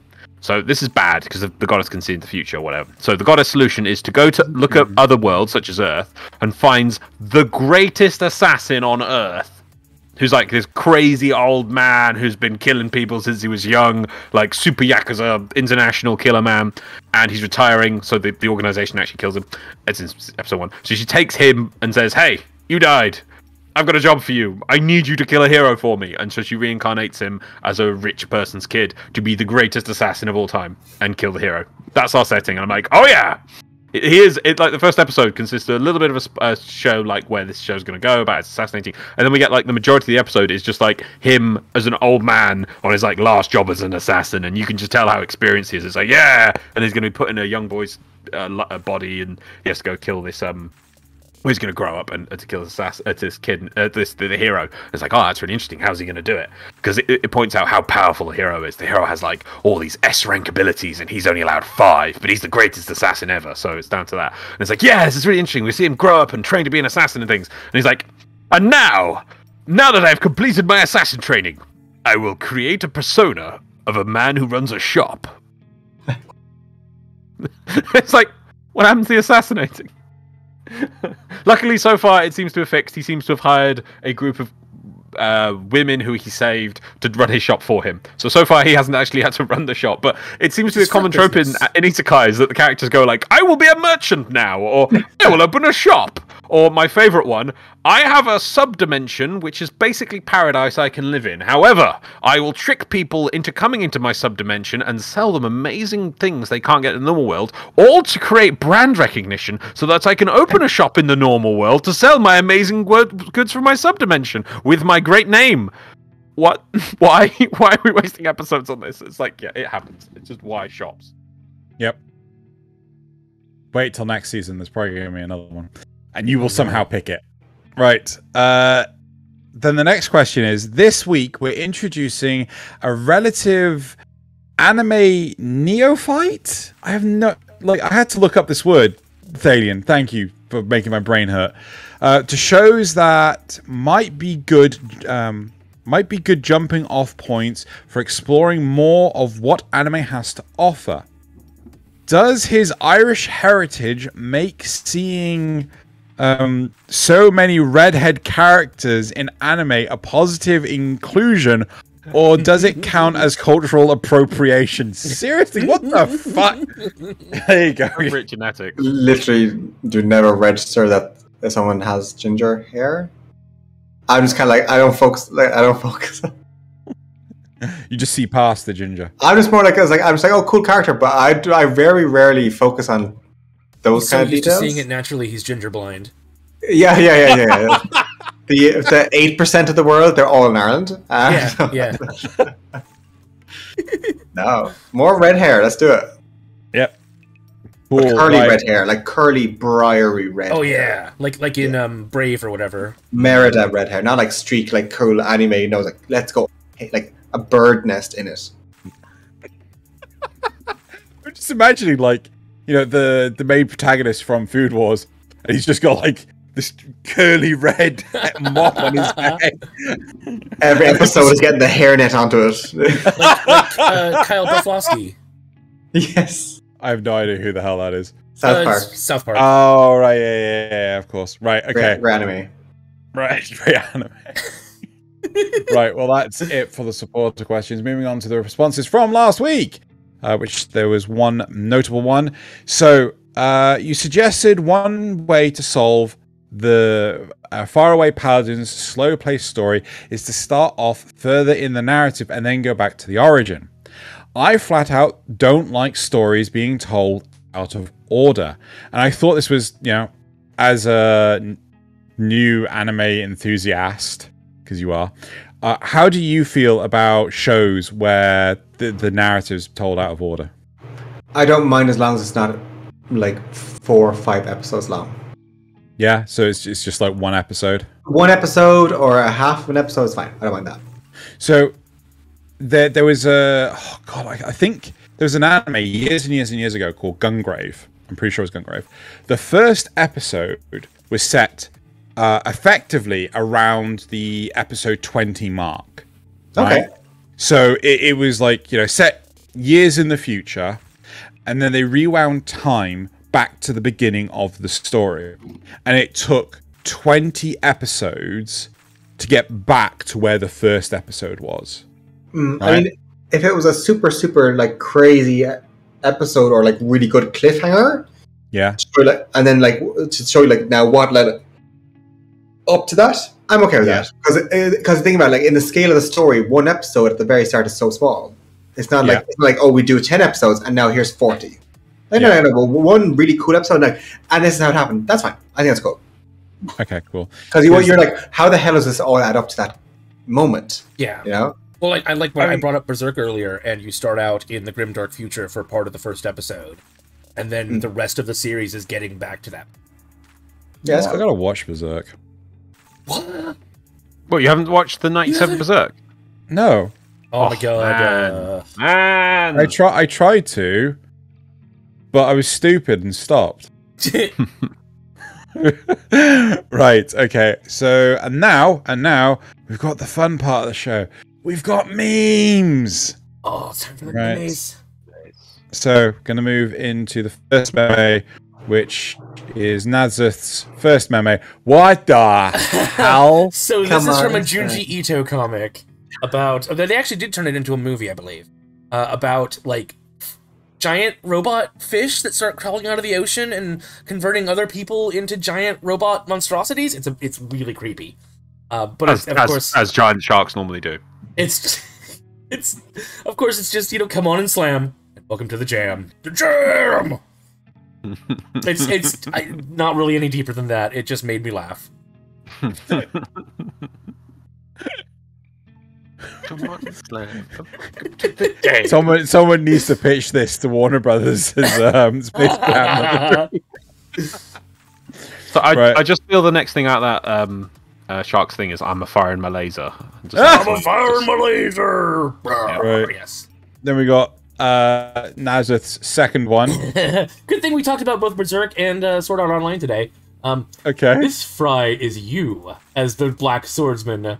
Soggy, it's weird, it's gross. This delicious normal fry is me as the Black Swordsman.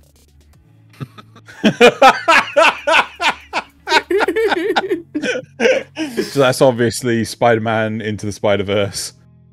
Oh, is it? Oh, yes. Yeah. It's when you've got the older Peter Parker talking to Miles and comparing them via, fries. So yeah, right. Oh. Naz's third meme. My tired ass. The snooze button. My alarm. Extremely tired ass. Alarm a few seconds later. This is dark. This is so dark. This is me every day. Oh my god. Right, okay, and now we're gonna move on to my ones. Sure I did actually. Oh no. Yes! No! Okay. No! Yes, please. Yes. So yeah, Star Wars, Halo, the Marvel Universe, and we've just got Fortnite knocking on Naruto and Dragon. I only found out about this just earlier, and oh my dear god, I could not stop laughing. Right, okay. How much money does Epic have to throw at people? They just have all the money, don't they? I don't think they have all the money. They have a lot of the money. They have a lot of the money. Enough of the money. And then my second meme. Oh no! Don't be the goats. Don't speak Italian to them. Oh my god! Right. And then my last one. Just this is more for lols than anything else.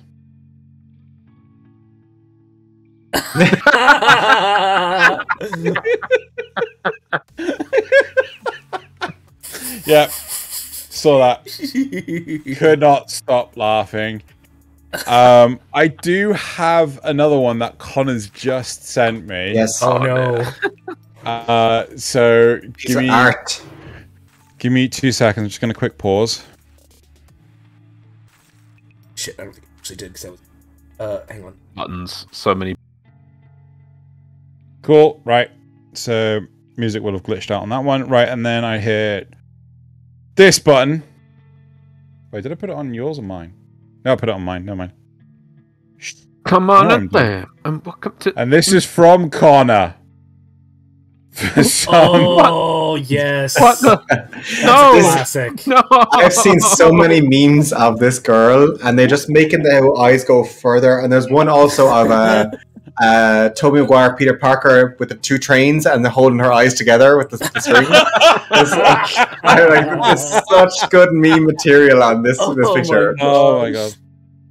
So right. good. Okay. So. Right. So that's it for this week's episode. Next week we're going to be talking about making it up as we go along. So that's not us making it up. That's the shows that make it up as it goes along. Man, I have to prepare. Yeah, you do. I thought we got a break. Called improv. What? What do you mean you thought we had a break? We're having a break at Christmas. What do you think Christmas is? No, I meant a break where we didn't have to do anything because we make it up as we go along next time. We could. I mean, it'd make the show a bit awkward. But anyway, yeah, so that's it for the end of the show. Thank you very much, Connor, for joining us. It's been lovely having you on. I hope you've learned some amazing, cool Animu things. And yeah, so now we're going to do the same sign-off as we signed in with. So we all ready? Please I'll ever be. Cool. Right. 3, 2, 1. Campai! Never ever get it on go.